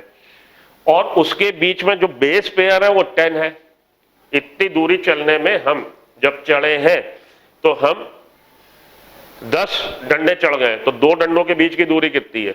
2 बेस पेयर के बीच की दूरी, वो 2 पेयर के बीच की 2 बेस पेयर की बीच की दूरी 0.34 नैनोमीटर हो गई। तो pitch of the helix 3.4 nanometre. Nanometre को जब आप मीटर में कन्वर्ट करेंगे वो हो जाएगा 10⁻⁹। तो 0.34 नैनोमीटर हो गई हमारी 2 बेस पेयर के बीच की दूरी, क्योंकि जब हम 10 बेस पेयर चढ़ जाते हैं या 10 बेस पेयर का डिस्टेंस हमने कवर कर लिया तो हम रोटेट होके फिर से वहीं आ गए उसी पॉइंट पे, लेकिन उस पॉइंट पे साथ के साथ हम 3.4 नैनोमीटर ऊपर चढ़ गए। तो एक बेस पेयर से दूसरे बेस पेयर के बीच की दूरी कितनी हो गई? 0.34 नैनोमीटर। और एक बेस पेयर से दूसरे बेस पेयर का एंगल कितना हो गया? 10 बेस पेयर चढ़ने में हम 360 घूम रहे हैं, इसका मतलब एक बेस पेयर से दूसरे बेस पेयर का एंगल 36 डिग्री है। ये चीज लिखी नहीं है, दिमाग में बिठा लीजिएगा। जब हम एक बेस पेयर से दूसरे बेस पेयर पे ऐसे ऐसे चढ़ते चले जा रहे हैं तो डिस्टेंस हम मूव हो गए 0.34 नैनोमीटर, साथ के साथ 36 डिग्री हम घूमते चले जाएंगे। तो 10 बार जब 36 हम घूमे तो वापस उसी पॉइंट पे आ गए, लेकिन वो पॉइंट उससे ऊपर है। मैं यहां से घूमना चालू हुआ और अपने सर के ऊपर यहां आ गया घूम के, इतनी दूरी तक डिस्प्लेस हो गया। जो डिस्प्लेस हो गया है वो है pitch of the helical 3.4 nanometre and covering the 3.4 nanometre we pass the 10 base pair. 10 base pair हमने कवर कर लिए, तो उनके एक बेस पेयर के बीच की दूरी 0.34 नैनोमीटर है। ये आपके डबल हेलिक्स हेलिकल के मुख्य बातें हैं, स्ट्रक्चर की मुख्य बातें। और ये जो डायमीटर है ये कांस्टेंट रहेगा, क्योंकि प्यूरिन के हमेशा अगेंस्ट पाइरिमिडीन आएगा। यहाँ पे अगर पाइरिमिडीन है तो प्यूरिन आएगा, purine pyrimidine, double cyclic ring, single cyclic ring, single cyclic ring, double cyclic ring, हमेशा कांस्टेंट उसका डायमीटर रहेगा डीएनए के मॉलिक्यूल का, जो कितना है 2 नैनोमीटर। यही सब आपसे पूछा जाता है। डायमीटर पूछा जाता है, बेस पेयर के बीच का डिस्टेंस पूछा जाता है, पिच का हेलिक्स का पिच पूछा जाता है। और इस तरह से हमारा ये डबल स्ट्रैंडेड स्ट्रक्चर कंप्लीट हुआ। कल हम लोग डिस्कस करेंगे पैकिंग ऑफ द डीएनए। तो मैंने बोला था कि ये आपका जरा जो टॉपिक है थोड़ा सा टाइम टेकिंग है। कोशिश करूंगा कि 7 लेक्चर नहीं तो 8 लेक्चर में टॉपिक आपका, ये चैप्टर आपका क्लियर हो जाएगा। आई होप आपने एंजॉय किया होगा, आपको आनंद आया होगा, आपको अच्छा लगा होगा। कुछ चीजें आपको शायद हो सकता है नहीं पता लगी हो, या हो सकता है आप पहले ही इतने समझदार हो। अगर कोई आपको लेक्चर देखे, कोई आपको उससे रिलेटेड कोई क्वेरी हो, कमेंट बॉक्स में जाइए, कमेंट करिए। बने रहिए सुप्रीम 60 ऑनलाइन क्लासेस के साथ काका देव कानपुर। और उम्मीद करता हूं सितंबर में शायद आप लोगों से फेस टू फेस मुलाकात हो सके। Till then good luck, goodbye. घर पे रहिए, एंजॉय करिए, पढ़िए और सुप्रीम 60 को फॉलो करते रहिए। Have a nice day, bye.